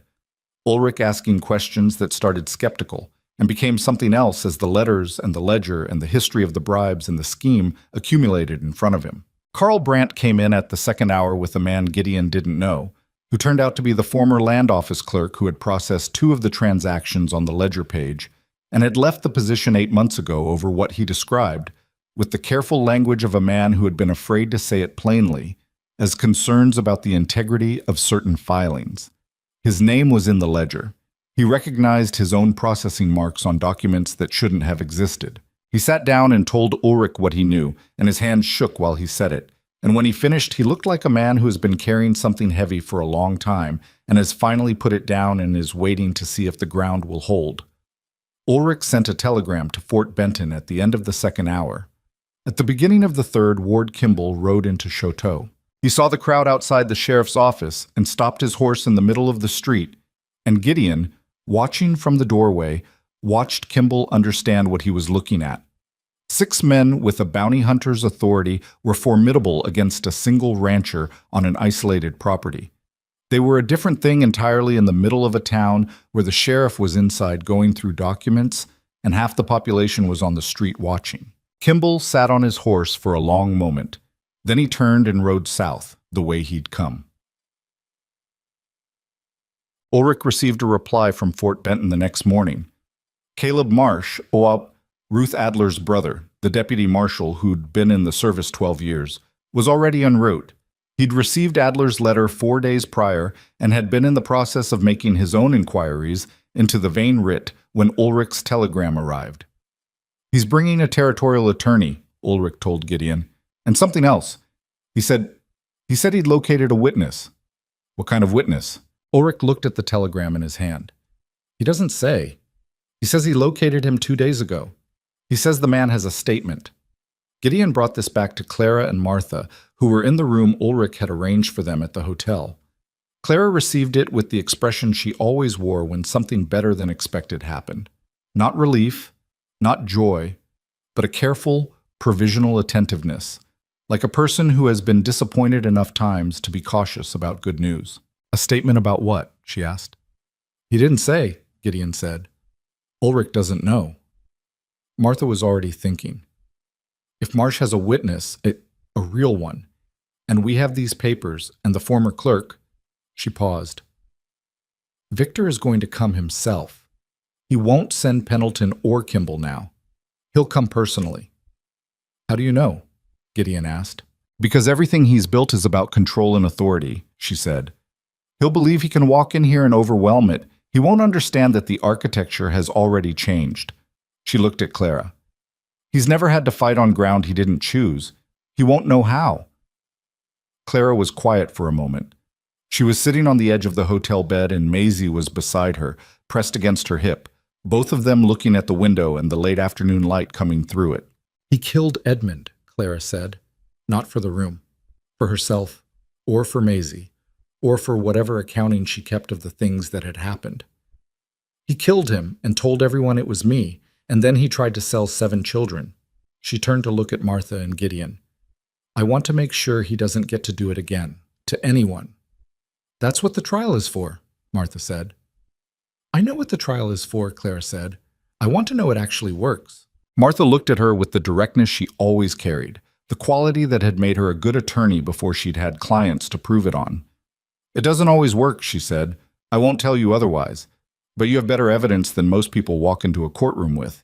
And you have witnesses, and you have a deputy marshal coming who isn't in Victor Whitmore's pocket." She paused. "And you have Noah." Clara turned. Noah was in the chair in the corner where he'd been the whole conversation, and he looked up when his name came in. "What he witnessed," Martha said, "what he can testify to. A 15-year-old boy who was present when Edmund Whitmore was murdered, who can stand in front of a court and describe what he saw." She held Noah's gaze. "If he's willing." The room was quiet. Noah Reed sat in the corner chair with Edmund Whitmore's second rifle leaning against the wall beside him, and the serious eyes that had been serious since long before they had any right to be. And he said, "I've been willing since the night it happened. Nobody asked me before." Clara made a sound that wasn't quite a word. She looked at the boy. At this child who had come to her door at 2 a.m. with a plan to save 7 lives and had been executing it ever since. And her face did the thing it sometimes did that was past the control she kept so carefully, something that was too large for the room to fully contain. "Noah," she said. "I know what I saw," he said. "I'll say it in front of whoever needs to hear it." Outside the hotel window, Chateau went about its late afternoon business.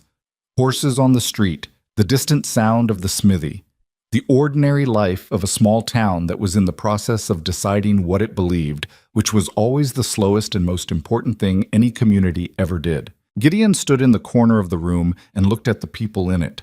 The lawyer who had ridden 9 miles in the dark because someone needed her to, the rancher who had stayed because leaving felt like a different kind of dying, the woman who had pointed a gun at a stranger in a blizzard and put it down. The boy who had been carrying a murder in his memory for 3 months and was ready to finally set it down somewhere it could do some good. He thought about what Clara had said weeks ago at the kitchen table over cold coffee, that grief was just love with nowhere to go. He thought maybe he was starting to understand where it was supposed to go. Victor Whitmore arrived in Chateau 2 days later. He came with lawyers and writers, and the particular bearing of a man who had never in his life walked into a room where he wasn't the most powerful thing in it. He did not look like a murderer. He looked like what he was, a wealthy, intelligent, well-dressed man in his 50s who had spent decades building something and intended to defend it. Gideon watched him arrive from across the street and thought that the most dangerous men rarely looked the part, which was why they stayed dangerous. Victor's lawyers went immediately to Ulrich's office. Victor himself stood in the street and looked at the town with the assessing gaze of a man taking inventory, and then he looked at Gideon across the distance between them. He didn't know who Gideon was yet. He was just a man on the street. But something in Gideon's stillness told Victor that he was looking at someone connected to what was happening here. And Victor looked back with the steady, measuring attention of a man who had identified an obstacle and was calculating what it would cost to move it. Gideon met his eyes and did not look away. Then Caleb Marsh rode into Choteau from the north, and behind him, in a buggy driven by a second marshal's deputy, was a man Gideon had never seen. But Clara had. She came out of the hotel behind Gideon and stopped on the step when she saw the man in the buggy. A man of about 40, with a brown beard going gray and a scar above his right eyebrow, and the look of someone who had been carrying something that was about to be taken from him. "That's the man from the blizzard," she said quietly. "The one I shot at." "The one who dropped the notebook," Gideon said. "He went to the marshal," she said. Something shifted in her voice. He went to the marshal and gave a statement. It wasn't smooth. It wasn't clean. A man who had been sent to hunt a woman and children had apparently been shot by her in a blizzard, lost his notebook, and spent the following weeks deciding that whatever Victor Whitmore was paying him was not worth what he'd been asked to be part of, and had gone to the nearest law he thought was honest and told them what he knew. People were complicated. Gideon had always believed that, and here was evidence. Victor Whitmore saw the man in the buggy and went still in the middle of the street, and the ground under everything he'd built began, very quietly, to move. The man in the buggy's name was Roy Decker. Caleb Marsh introduced him to Ulrich in the sheriff's office that same evening, with Martha Strand and Gideon and Clara present, and Decker sat in the chair across from the sheriff's desk with the posture of a man who has made a decision he knows he can't reverse and is trying to sit inside it without flinching. He had the scar Clara had described, above the right eyebrow, pale and old, the kind a man stopped noticing after a while, but other people always saw first. "You were employed by Victor Whitmore," Ulrich said. "For 3 years," Decker said. "Not exclusive. I did work for other men in the territory, but Whitmore was the main source of income." He turned his hat in his hands, a repetitive motion he probably wasn't aware of. What he paid well for was the kind of work most men won't put their name to. Meaning? Surveillance. Pressure. He paused. "I was in Helena the night Edmund Whitmore died." The room went very still. Clara was standing to Gideon's left, and he heard her breath change. Not loudly, but he was close enough that he caught it. The specific quality of a person who has been waiting 18 months to hear something said out loud. "Tell the sheriff what you told me," Marsh said. His voice was flat and professional, the voice of a man who had heard it already and was managing his own reaction carefully. Decker looked at his hat. "Victor Whitmore hired 2 men to go into the house. I was outside, keeping watch," he said. "Making sure no one came or went during—" He stopped. "During what he called a necessary correction." He looked up. Edmund Whitmore wouldn't stop. Victor had tried money, tried legal threats, tried having associates speak to him about the wisdom of letting certain things go. Edmund wouldn't. He kept pushing the territorial authorities about the children. Victor decided it was simpler to— He didn't finish the sentence. "And afterward?" Ulrich asked. Afterward, he told the story about Clara. He already had it prepared. The argument witnesses, the narrative. He told me it was handled. Decker set the hat on his knee. "I took my payment and I left. I told myself it wasn't my business what men did to their families." "And then you were sent after her," Martha said. 6 weeks later, when she'd been located in the Billings area, moving north with the children. He glanced at Clara briefly, then back at the hat. "I found them in a storm. She shot at me and I lost them in the dark." Another pause. "I was writing back to report when I stopped to think about what I was going to report. That I'd found a woman and 7 children sleeping in barns, eating when they could, running through a Montana winter, and I was going back to tell the man who'd had her husband killed so he could send those children to coal mines." He said it plainly, without drama, like a man reading a list of facts that had arrived at an inevitable conclusion. "I rode to Fort Benton instead." Nobody said anything for a moment. Then Ulrich looked at Marsh. "You have this in a signed statement?" "Witnessed and sealed," Marsh said. "Along with the names of the 2 men Victor hired, one of whom is currently in the Fort Benton jail on an unrelated matter and has been persuaded to corroborate. Ulrich sat back in his chair. He was a careful man, Ulrich. The caution that had frustrated Gideon for years was the same caution that made him thorough when he finally moved, and right now he was moving. Gideon could see the mechanism of it engaging behind the sheriff's eyes, all the pieces clicking into their proper positions. Victor Whitmore is currently at the Chateau Hotel, Ulrich said. Yes, Gideon said, with his lawyers. 2 of them. Ulrich stood. Martha, what does the law give me right now, tonight, with what I have in this room? Martha didn't hesitate. Marsh's federal standing gives you authority to detain on suspicion of conspiracy to commit murder. The signed statement from Decker and the corroborating witness in Fort Benton constitute sufficient probable cause. The writ against Clara was issued by a compromised judge. I can file an emergency challenge first thing tomorrow, and with Marsh's backing, it will hold. She paused. You have enough to arrest Victor Whitmore tonight. Ulrich put on his coat. Gideon did not go with Ulrich to the hotel. He stood in the street and watched the sheriff walk the 50 yards with Marsh beside him, and he stayed where he was because his presence would only complicate something that needed to be simple and official and clean. Clara stood beside him. Don't watch, he said.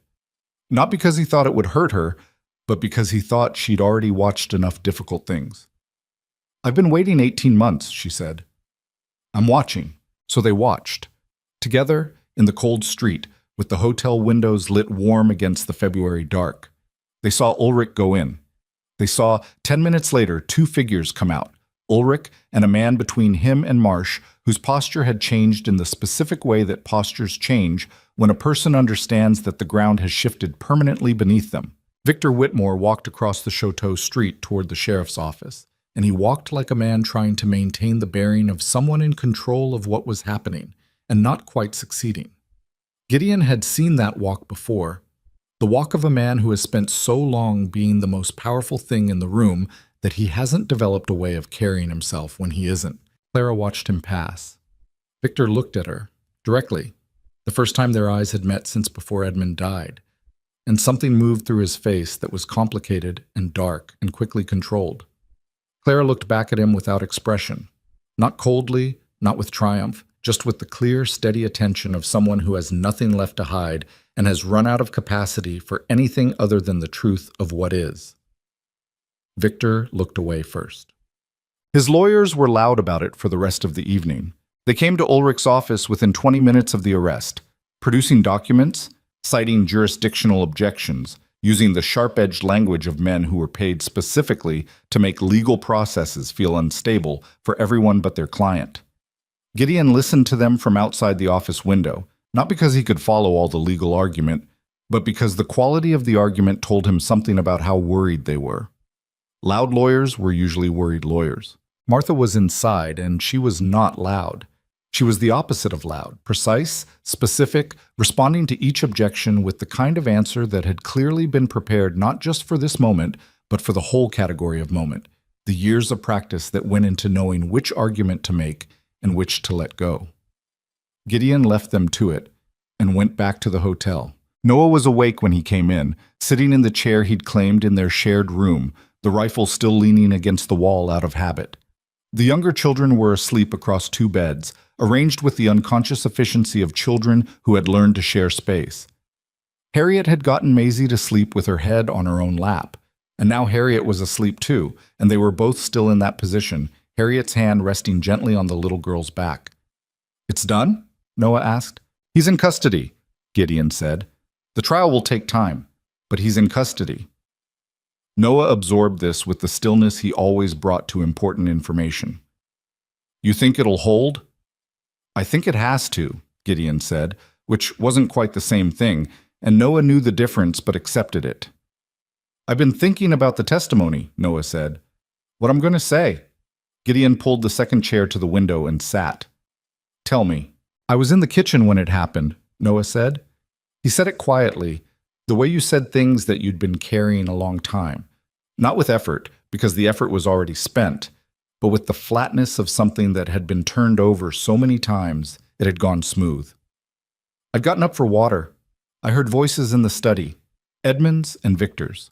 Victor was saying the same things he'd been saying for months, about the children, about the scheme, about Edmund being a fool who didn't understand how the world worked. Mama says,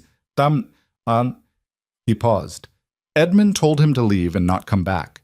He said he was going to the territorial governor's office in the morning, that he had documentation. Another pause. Victor said he wasn't going to let that happen. Gideon waited.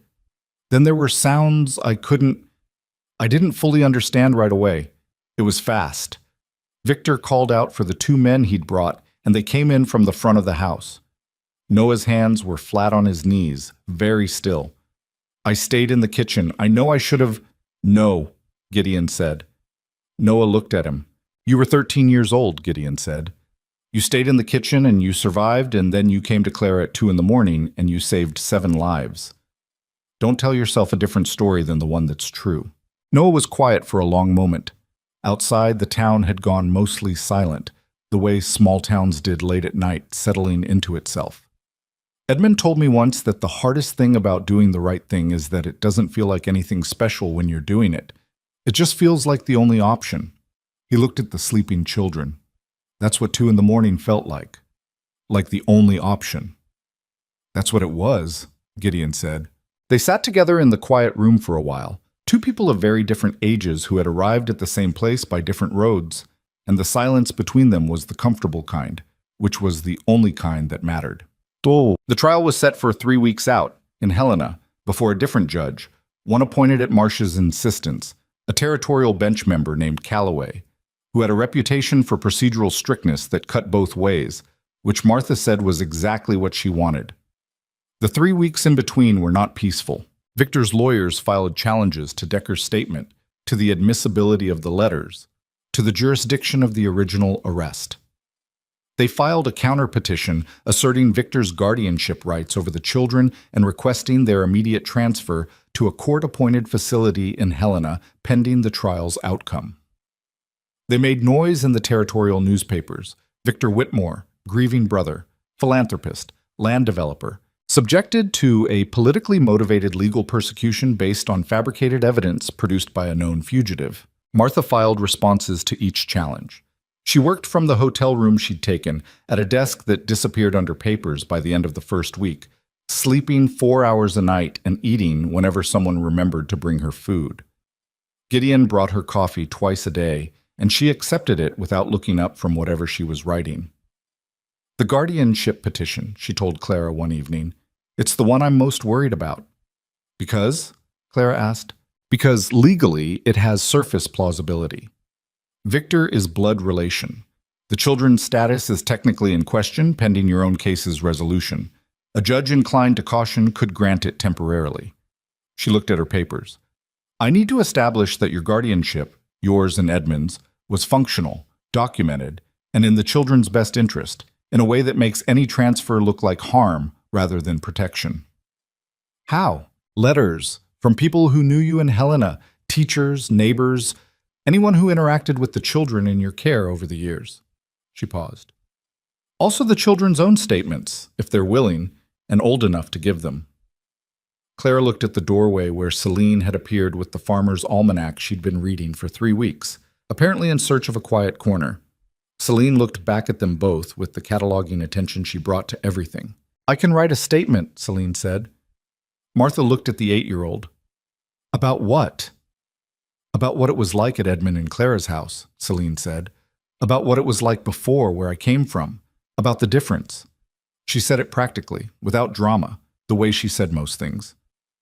I can describe things accurately. Edmund said I noticed more than most people. Martha looked at Clara. She does, Clara confirmed. Then yes, Martha said to Celine. Write it down. Everything you remember. Don't try to make it sound important, just write what was true. Celine took the almanac back to her corner and found a piece of paper and began. The letter from Helena came 10 days before the trial. It was from the neighbor Clara had trusted, a woman named Vera Hollis, who had lived 2 houses down and had, apparently, been waiting for someone to ask her what she knew. The letter was 8 pages long, written in a cramped and urgent hand, and it contained the description of the document Martha needed. Edmund's own letter, The one he'd written explaining how he'd obtained the ledger copy, stored in a locked box under Vera's floorboards. Vera had also, on her own initiative, collected 3 additional letters from other Helena neighbors willing to speak to the quality of the Whitmore household and the welfare of the children in it. And she had located the school records for 4 of the children during their time in Helena, showing regular attendance, adequate nutrition based on the teacher's notes, general well-being. Martha read the letter twice and set it down with the expression of someone who has been building something in difficult conditions and has just received the last necessary piece. "Get word back to Vera Hollis," she told Clara. "Tell her to bring the box to Helena. Tell her to bring anyone else she can. Tell her the trial date." Clara wrote the reply herself at the hotel desk, and she wrote it carefully, not because she didn't trust her own words, but because she understood that some letters needed to be written with the same care you gave to something irreplaceable. They arrived in Helena 4 days before the trial. The city was different from Chateau, in the way that all capitals are different from smaller towns. More architecture, more noise, more layers of history compressed into a shorter space, the sense of consequence that comes from being the place where things are decided. Gideon had been to Helena twice before, and both times had been glad to leave. This time he found he didn't particularly care where he was, as long as the people around him were the same people they'd been in Chateau. They were. Noah had grown quieter as the trial approached, not in the way of someone retreating, but in the way of someone conserving something. He ate regularly, slept adequately, maintained his watch over the younger children with the steady attention that had never lapsed. But he was interior in a way he hadn't been before, working on something Gideon understood without asking to be about what he was going to say in that courtroom and how he was going to say it. The night before the trial, Gideon found him in the hotel corridor, standing at the window at the end of the hall, looking out at the Helena street. "You don't have to do this alone," Gideon said. "I know," Noah said, "but I have to do it." "Yes. Is that what it always feels like? The right thing?" Gideon thought about it honestly because Noah deserved honest answers. Sometimes. Sometimes it feels like the only option, like you said. Sometimes it feels terrible, and you do it anyway. Sometimes you only know it was right afterward. He stood beside the boy at the window. Sometimes you don't know for years. Noah considered this. Edmund knew what he was doing when he kept documenting Victor. He knew it was going to cost him. Yes, and he did it anyway. "Because of those children," Gideon said. "Because some things are worth the cost." Noah was quiet for a long moment. Then he said, "Do you think he knew about me? That I'd be the one to carry it forward?" It was the kind of question that didn't have a provable answer, and Gideon didn't pretend otherwise.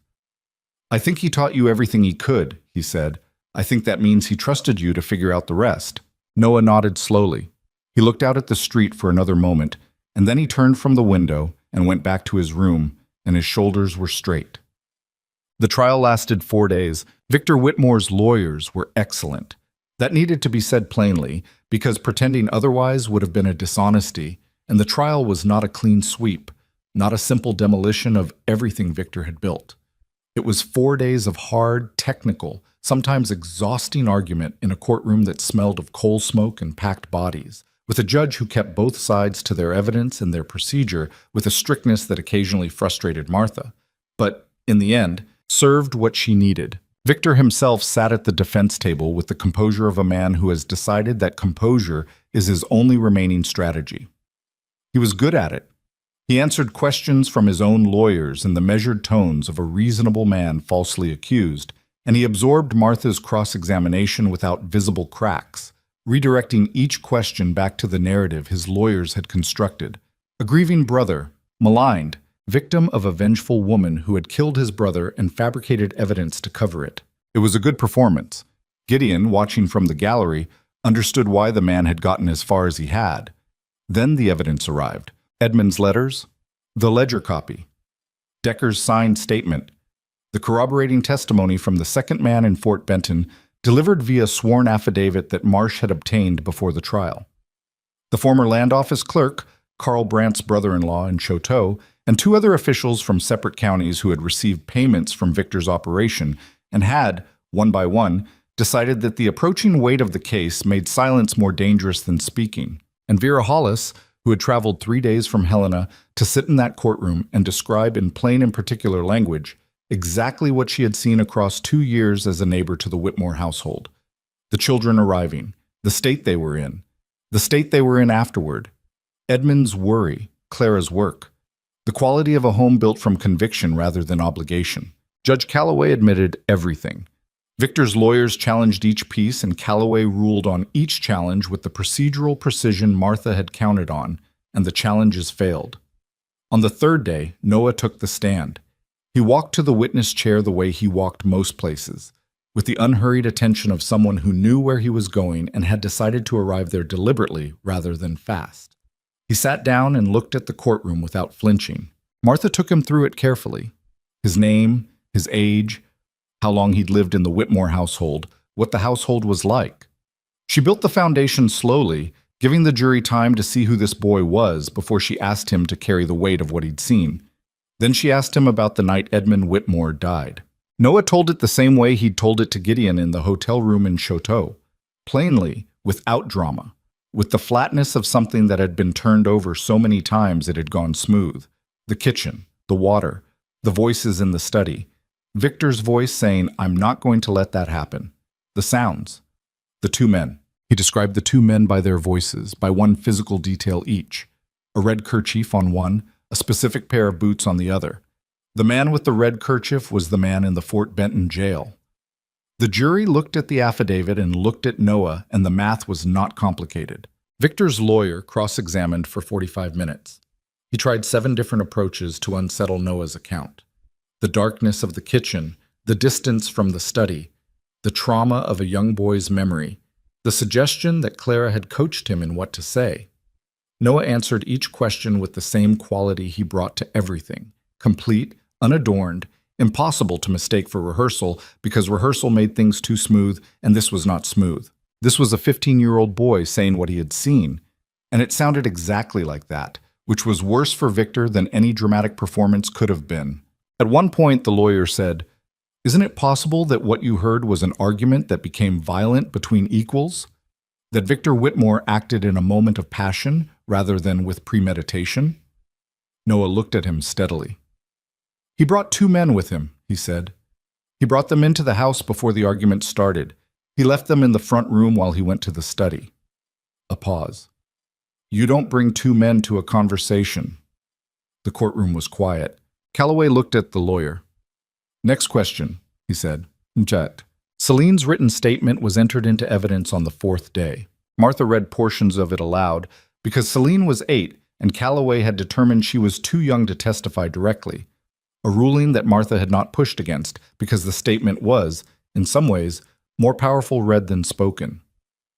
It described in Celine's cataloging precise, entirely unsentimental language the difference between where she had come from and where she had been. It described food and warmth and the particular texture of being in a place where the adults noticed things about you specifically rather than generally. It described Edmund reading to her on Sunday evenings because he'd noticed she liked to read but couldn't always manage the harder words alone yet. It described Clara teaching Harriet to dress a wound because Harriet had said she wanted to be a doctor, and Clara had said, "Then you'd better learn the practical parts first." It did not editorialize. It did not say this was a good home or these were good people.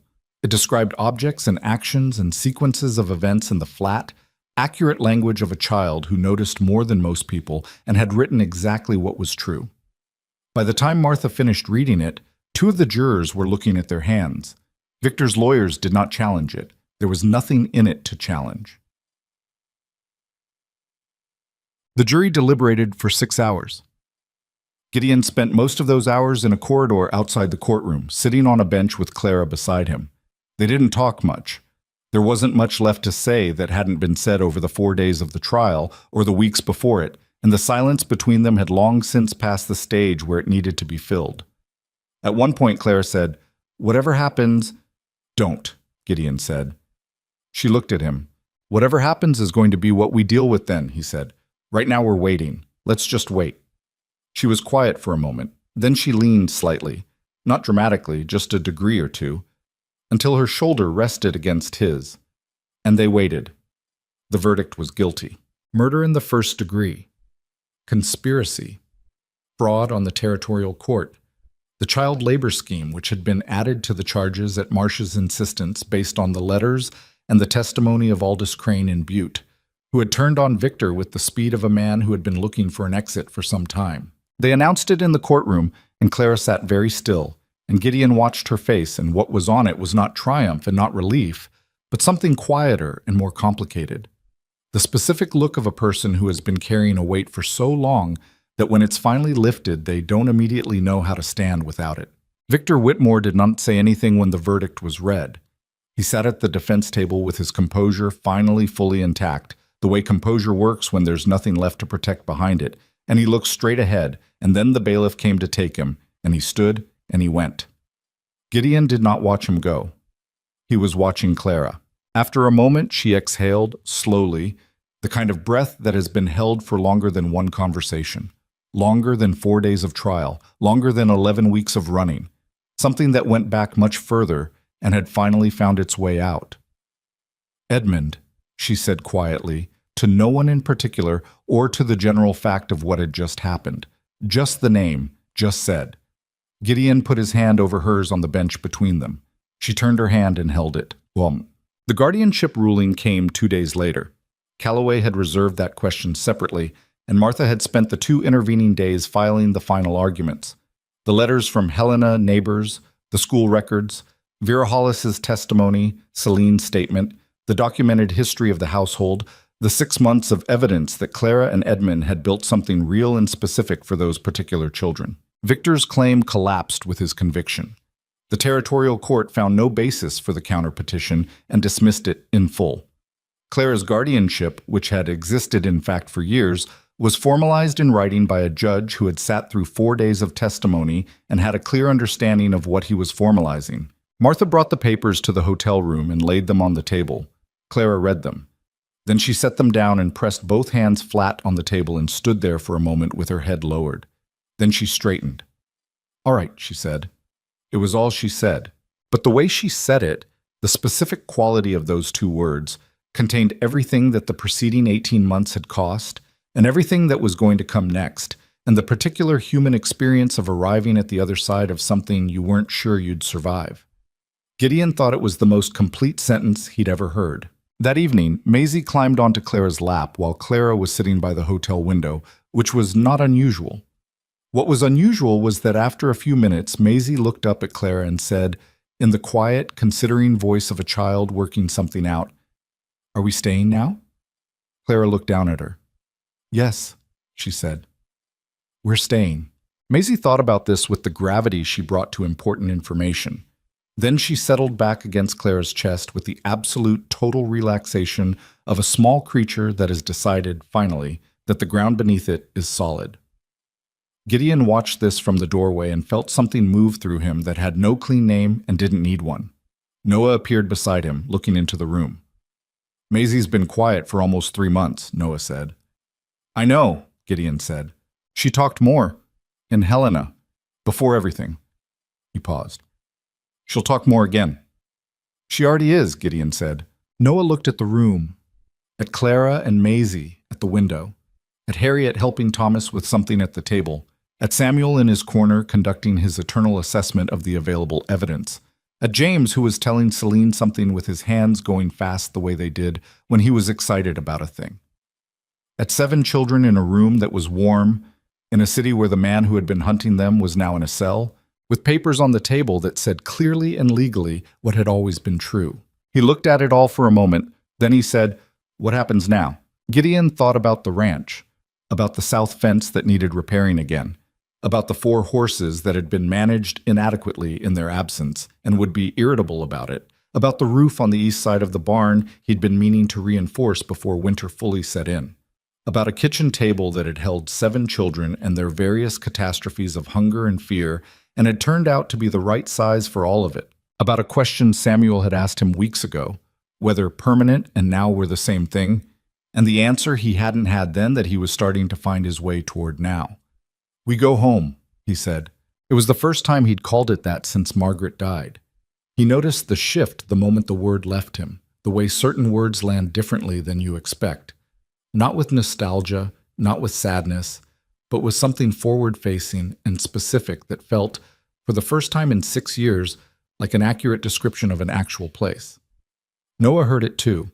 He looked at Gideon with the serious eyes that had been serious so long and said simply, "Yeah." And outside the hotel window, Helena went about its life, indifferent and ordinary, and entirely unaware that in one room on the second floor, 7 children and 2 adults were in the process of becoming something that the frontier didn't have a clean word for yet, but that everyone who saw it would recognize. They went home in the first week of March. The road back to the Hale Ranch took 2 days by wagon, which Renstrom had arranged for them in Helena, along with 2 additional horses and enough supplies to last a month. It was cold, but not brutal.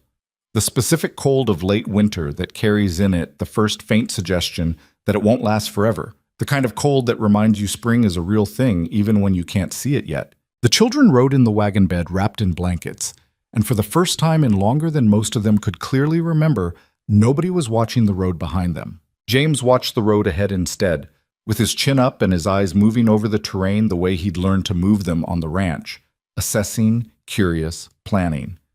Thomas slept against Noah's shoulder for the first half of the first day, and Noah let him, his own eyes going over the landscape with the attention that had become habitual and would probably never fully leave him, but that was shifting in quality from vigilance to something more like appreciation. Harriet kept Maisie occupied with a game involving counting fence posts, which Maisie participated in with the growing verbal confidence of a child who had remembered that words were available and was making steady use of them. Celine read. Samuel watched everything and said little, which was his permanent condition, and which Gideon had come to understand was not detachment, but the particular form of engagement that suited him. Clara sat beside Gideon on the wagon seat for most of the second day. They didn't talk a great deal.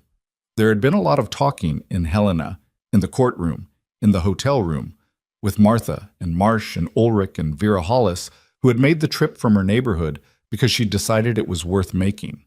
After all of that, the particular quiet of a wagon road through late winter Montana felt like something to be respected rather than filled. At one point, Clara said, "The ranch is going to need more space." "I know it," Gideon said. "James alone is going to require a separate barn within a year." James and the horses are already negotiating that arrangement between themselves. Clara's mouth curved. It was a small thing, the smile. She was still cautious with happiness in the way of someone who'd had it taken before, but it was real, and it was hers. Edmund used to say that the only thing you couldn't plan for was exactly how much room people would turn out to need. She looked at the road ahead. He was talking about the children. He said every one of them surprised him. "They surprise me daily," Gideon said. "Samuel told me this morning that he's decided you're trustworthy," Clara said. "He wanted me to know he'd reached a conclusion." Gideon considered this. "What criteria?" "He said you answer questions honestly even when the honest answer is uncomfortable, and you don't pretend to know things you don't know." She paused.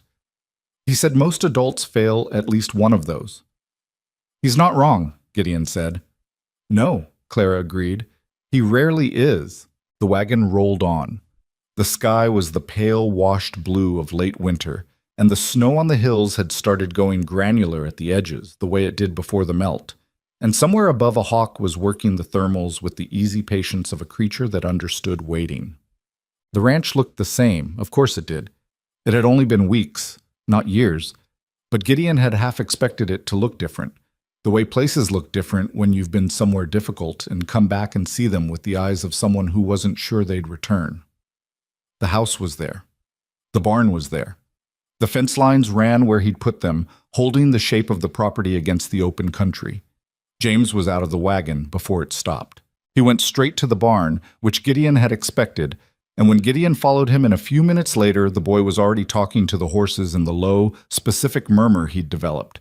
Not sweet talk, more like briefing, as if the horses needed to understand the current situation, and he was the appropriate person to explain it. "They're all right," James reported without turning around. "A little grumpy, the gray one especially." "The gray is always grumpy," Gideon said. "He needs more exercise than you give him." "He needs more exercise than I have time to give him," Gideon said. "That's a different problem." James turned and looked at him with the directness of a 12-year-old who has identified a solution. "I have time," he said. Gideon looked at the boy. at the squared-up certainty of him, at the hands that had fixed a hinge correctly on the first attempt, at the eyes that had been watching how this ranch operated since the second morning he'd been on it. "Yes," Gideon said, "you do, it." The work of returning took the better part of a week. Not the physical work of unpacking and resettling, though that was part of it, more the interior work of a household that had been compressed by crisis beginning to decompress, to find its actual shape rather than its emergency shape. Children who had moved in careful formation, always aware of exits and sounds, began to move differently. Not carelessly, some things don't fully unwire, and Gideon didn't expect them to, but with the particular looseness of people who no longer have to hold themselves in constant readiness. Harriet reorganized the kitchen within 3 days, a project she undertook with such complete authority that Gideon found himself asking her where things were rather than the other way around. She had opinions about where things should go that were, he had to admit, better than the opinions he'd had about it for 17 years. Thomas began following Gideon on his morning rounds again, and this time he started asking questions. Careful questions, specific ones, the kind that built on each other in a progression that told Gideon the boy had been storing observations for weeks and was now cross-referencing them against new information. He wanted to understand how the fence affected where cattle moved, and how that affected the grass, and how the grass affected what the ranch could support. And he asked about all of it in the quiet, methodical way of someone assembling a picture one piece at a time. Gideon answered every question fully. It was the only response that made sense. Celine found the map of Montana Territory above the fireplace and spent an afternoon studying it with the almanac beside her, cross-referencing something. When Gideon asked what she was doing, she said she was trying to understand how many children in the territory were in the same situation these 7 had been in. "Why?" he asked. "Because the problem doesn't stop," she said, with the flat accuracy of an 8-year-old who has arrived at a conclusion that most adults work hard to avoid. Victor is in prison, but whoever he was buying the children from and selling them to, those people are still there. And there are more children. Gideon looked at the map. "Yes," he said. "There are." Celine looked at the map too. "Someone should do something about it," she said. It was the kind of statement that children make and adults receive as a general moral sentiment and file away. Gideon didn't file it. He thought about it for the rest of the day and into the evening, and that night he told Clara what Celine had said. Clara was at the kitchen table with a letter she was writing to Martha Strand, who had gone back to Choteau and was, by her last communication, drowning in new clients, who had apparently decided that a woman attorney who'd won a murder case against Victor Whitmore was exactly who they wanted handling their affairs. Clara looked up from the letter. "She's right," Clara said. "I know she is. Edmund knew it too. That's why he kept going even when Victor came after him, because he understood that stopping was just agreeing to let it continue." She set down her pen. "I've been thinking about it since Helena, about what comes next, not just for these 7. Gideon sat down across from her. "Tell me." "Victor's estate," she said. "The conviction, the fraud charges, the conspiracy. There are asset forfeitures attached. Martha says the process takes time, but there will be significant recovery, and some portion of it comes back to the people harmed by his schemes." She looked at him directly. "Edmund and I were directly harmed. The children were directly harmed. Martha says our claim is among the strongest." Gideon had not thought about money. In the weeks of crisis, money had been the last thing on his mind. He thought about it now. "How much?" he asked. Martha doesn't know yet. Enough to matter." Claire's hands were flat on the table. "I want to use it for something specific. Not just—" She paused, working out the words. "Not just for us. Not just to be comfortable. Edmund spent 5 years building something for children who had nothing, and Victor destroyed it. I want to rebuild it, larger, with a structure that can't be destroyed the same way." Gideon looked at her across the kitchen table. This woman who had pointed a gun at him in his barn and put it down, who had walked a fence line with a bullet wound 3 days old, who had stood in a Helena courtroom and watched 18 months of fear and running come to something that looked, improbably, like justice. "What would that look like?" he asked. "A place," she said. "A real one. Not just a house that becomes a home by accident, like ours was. Something built for it, documented, legally established, with oversight that can't be corrupted by one man's money." She paused. A refuge. For children across the territory who have nowhere. How many children are we talking about? As many as need it, she said simply. Gideon was quiet for a moment. He thought about 17 years on this land. About Margaret's flowers, the ones she'd grown because they were her own business. About the specific weight of a house that has had only one person in it for too long. About James in the barn, and Thomas on the morning rounds, and Samuel conducting his judicial assessments, and Maisie saying, "It's warm to the fire." About what Celine had said. Someone should do something about it. We'd need more than this ranch, he said. Yes. Martha would need to set up the legal structure. She already said she would. She said it the day after the verdict, before I'd even asked. And you'd run it. Clara looked at him. We'd run it, she said. If you're willing. There was something in the way she said we that had been building since the wagon seat on the road home, since the kitchen table in Renstrom's house, since the cold conversation over cold coffee when she'd said the children go and he'd said, that's understood. It had been building in the specific way that things built between two people who had been through difficult things together, not fast, not smoothly, but with the particular durability of something tested before it was finished. I'm willing, Gideon said. Clara held his eyes for a moment. Then she picked up her pen and added a section to the letter to Martha. They called it Horizon Haven. The name came from Noah, who had been included in the planning from the beginning because excluding him would have been a dishonesty. He'd been in it from the start, and he would be in it for as long as it ran, in one form or another, and everyone who knew him understood this. He'd suggested the name without ceremony, in the middle of a planning discussion around the kitchen table, and when he said it, the room went quiet, in the way rooms go quiet when the right word arrives. Horizon, Clara said. Because it's always ahead of you, Noah said. You never fully get there, but you keep going toward it. He paused, in the way he always paused before the most important thing. And it means there's always something ahead. Martha filed the incorporation papers in April. The asset recovery from Victor's estate finalized in June, slower than expected and more complex than expected, because nothing in law moves at the speed anyone needs it to. The amount was significant, not unlimited, not a fortune by Eastern standards, but real. And real was what they needed. Gideon contributed a section of his land, the eastern portion that sat beyond the creek and had good southern exposure and had been doing nothing useful for 17 years except looking like potential. Construction began in July, when the ground was workable. Lars Renstrom came out 3 weekends in a row to help with the framing, bringing Carl Brandt's brother and 2 other Chateau men who had apparently decided that this was something worth showing up for.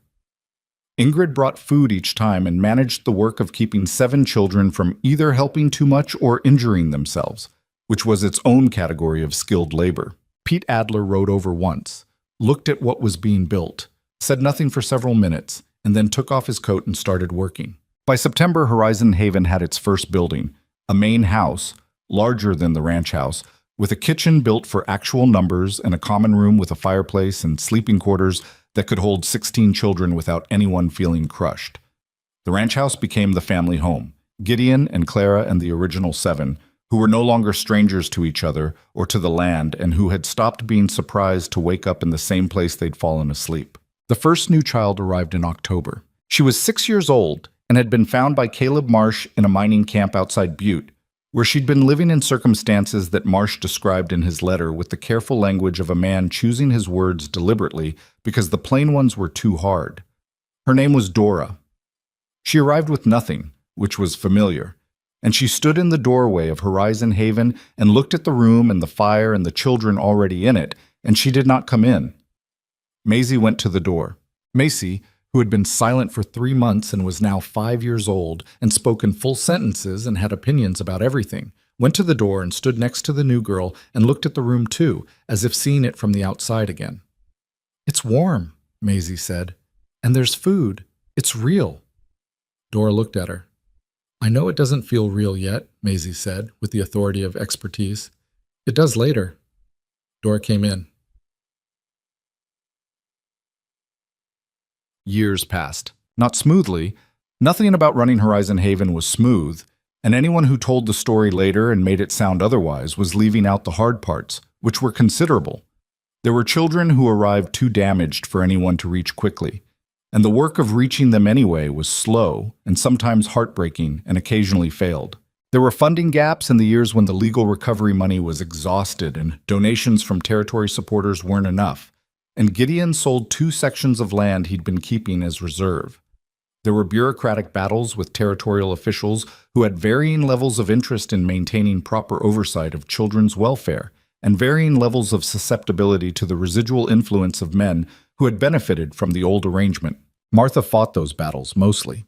She had moved her practice to Choteau and then, as her reputation grew, to Helena, and she had become over a decade the kind of attorney that other attorneys consulted when a case was difficult, which was a reputation built specifically on the work she'd done around Horizon Haven and the legal architecture she'd established to protect it. She had never married by choice and had strong opinions about anyone who suggested this was a deficiency rather than a preference. Noah Reed left when he was 18. He left to study law in St. Paul, a path that Martha had identified and that Gideon and Clara had funded with money they didn't entirely have and did not hesitate to spend. He came back to Montana 4 years later, passed the territorial bar, and joined Martha's practice for 3 years before opening his own office in Butte, which was the city that had the most need for what he'd decided he was going to do, which was represent children in custody disputes and guardianship cases and the various legal situations that arose when powerful people decided that children without advocates were convenient resources. He was exceptionally good at it. Not because he was naturally talented, though he was, but because he understood from the inside what the stakes were. He came back to the ranch every summer until he was 30, and occasionally after that, and when he came, he always spent time in the common room of Horizon Haven with whatever children were currently in residence, talking to them not about his work or his credentials, but about whatever they wanted to talk about. He understood that what children who had been discarded needed was not demonstrations of success. It was evidence that someone like them had kept going, which was a different thing entirely. James became a horse trainer of some regional reputation. He stayed on the ranch longer than anyone expected until he was 22, and then he took a job with a stock operation in Wyoming and wrote letters that were infrequent but always specific, always about horses, always containing at least one detail that made Gideon laugh. He came back for the 10th anniversary of Horizon Haven with a wife named Louise and a 2-year-old who had her father's fidgety energy and was going to be the same kind of exhausting and wonderful. Harriet became a doctor. She was the one who had told Celine at age 10 that she wanted to be, and Clara had taught her to dress wounds, and she had not deviated from the path once in the following years. She studied in St. Paul, same city as Noah, same year, which led to a long and complicated friendship between them that alternated between warm and combative depending on the season, and which both of them valued more than they consistently admitted. She practiced in Choteau for 2 years, and then in Helena for the rest of her working life. And the children she treated received the specific quality of care that comes from a physician who remembers being a patient in every important sense of the word. Celine went east, all the way east, to Boston, to a university that had recently begun admitting women into its degree programs with notable reluctance, and Celine had never found reluctance particularly convincing. She studied political science and philosophy and came back to Montana with ideas that some people found alarming and others found necessary, and she began writing about the legal status of children in Western territories with the same flat, accurate, catalog precision she had brought to everything since she was 8. Her work eventually contributed to legislative changes. She never entirely lost the habit of quietly inventorying rooms. Thomas became a rancher. He bought a small spread outside Choteau with money he'd saved from years of work, and he ran it with the same quiet, methodical attention he'd brought to following Gideon on morning rounds at age 9. He was not a man who needed a great deal of acknowledgement, which was probably why he was good at the work, which gave very little. He was a good neighbor. He showed up when people needed help and didn't make a performance of it. Samuel, who had reserved all judgment until further evidence was available, became a judge. This was not something anyone had specifically predicted, but in retrospect made complete sense. He had been conducting assessments of the available evidence since he was 7 years old. He had the particular quality of mind that could hear an argument and evaluate it against what was actually true rather than what was convenient. He served on the territorial court for 20 years and was known for rulings that were sometimes surprising and always explicable, and for the specific ability to sit with complexity without resolving it prematurely, which was rarer in a judge than it should have been. Maisie took over Horizon Haven, not immediately, not all at once. She grew into it over years, the way people grow into the things that were made for them. She had Clara's directness and something of Gideon's patience and a specific quality that belonged entirely to herself, which was the capacity to make a child who had been told they were nothing feel, within a relatively short time, like someone particular and worth knowing. She ran Horizon Haven for 30 years after Clara and Gideon stepped back, and under her direction it expanded twice and established 2 satellite locations in other parts of the territory, and the number of children who passed through it over those decades was somewhere in the hundreds, though Maisie was characteristically uninterested in the count. "What matters," she said once to a newspaper correspondent who had come to write about the operation, "is not how many. It's whether each one knew that someone saw them specifically, as themselves, not as a problem, not as a charity case, as a person." She said it simply, the way she said most things. The correspondent wrote it down. Gideon and Clara were married in the spring of 1888, 14 months after the blizzard. The ceremony was small and practical, which suited them both. Ulrich was there, and Adler and Ruth, and the Renstroms, and Martha, who had ridden from Chateau and brought a bottle of something excellent that she declined to explain the provenance of. All 7 children were there, arranged with varying degrees of formal patience. James had already lost the thread and was examining something on the ground outside the window, while Samuel was watching the proceedings with the focused, judicial attention he brought to everything, apparently building a record. Afterward, when the official part was done and the food was out, and the conversation had dispersed into the comfortable noise of people who had been through things together, Gideon found himself standing at the edge of the room watching it all. Clara appeared beside him. "What are you thinking?" she asked. He thought about it honestly, because that was always what she asked for and what he tried to give. "I'm thinking about Margaret's garden," he said. "She grew flowers because the vegetables were obligation and the flowers were her own business. I spent 6 years after she died thinking I understood that. I don't think I did until recently." Clara waited. "The flowers weren't recreation," he said. "They weren't indulgence. They were the thing she did that was about what she wanted the world to be, rather than what it was." He looked at the room, at the children and the neighbors and the particular specific life that had assembled itself around a barn and a blizzard and a woman who'd put a gun down. "I think she would have understood all of this." Clara looked at him with the directness that had never softened. "She sounds like she would have been formidable," she said. "She was," Gideon said. "You would have argued constantly." "Probably," Clara agreed without any particular regret. They stood together at the edge of the room and let the life of it happen around them. And it was not perfect. It was better than that. It was real, with the noise and the mess and the particular grace that comes from people who have decided to be in the same place together and mean it. There is something that gets missed in the stories people tell about survival. The stories tend to stop at the moment of rescue, or the verdict, or the point where the danger is past. And those moments matter. They matter enormously, as anyone who has waited for them can tell you. But survival is not the same as living. And what happened on the Hale Ranch and what grew from it was not a survival story. It was a living story, which is slower and harder to tell and doesn't have a clean endpoint. The truth is that 7 children who had been discarded became people who spent their lives making sure fewer children were discarded after them. Not because they were extraordinary, or not only because of that, but because someone had looked at them at the right moment and decided they were worth the trouble. That decision had cost real things: comfort, safety, money, years. It had asked more of everyone involved than anyone had signed up for. But the asking was also the thing. Gideon Hale had spent 6 years alone on a property that was beautiful and that he was wasting, in the specific way that people waste things when they can't figure out what they're for anymore. He had not known what he was for until a woman pointed a gun at him in a blizzard and then put it down, which was an act of trust so costly and so specific that it required something equivalent in return. Clara Whitmore had spent 18 months running from a story that someone else had written about her, carrying evidence that the real story was different, finding out that the truth needs infrastructure, needs people and time and someone willing to stand in a sheriff's office and say this is what actually happened out loud, in a room where it can be heard. What they built together was that infrastructure. Horizon Haven was not a building or a legal entity or a charitable institution, though it was all of those things. It was the answer to what Victor Whitmore had tried to do.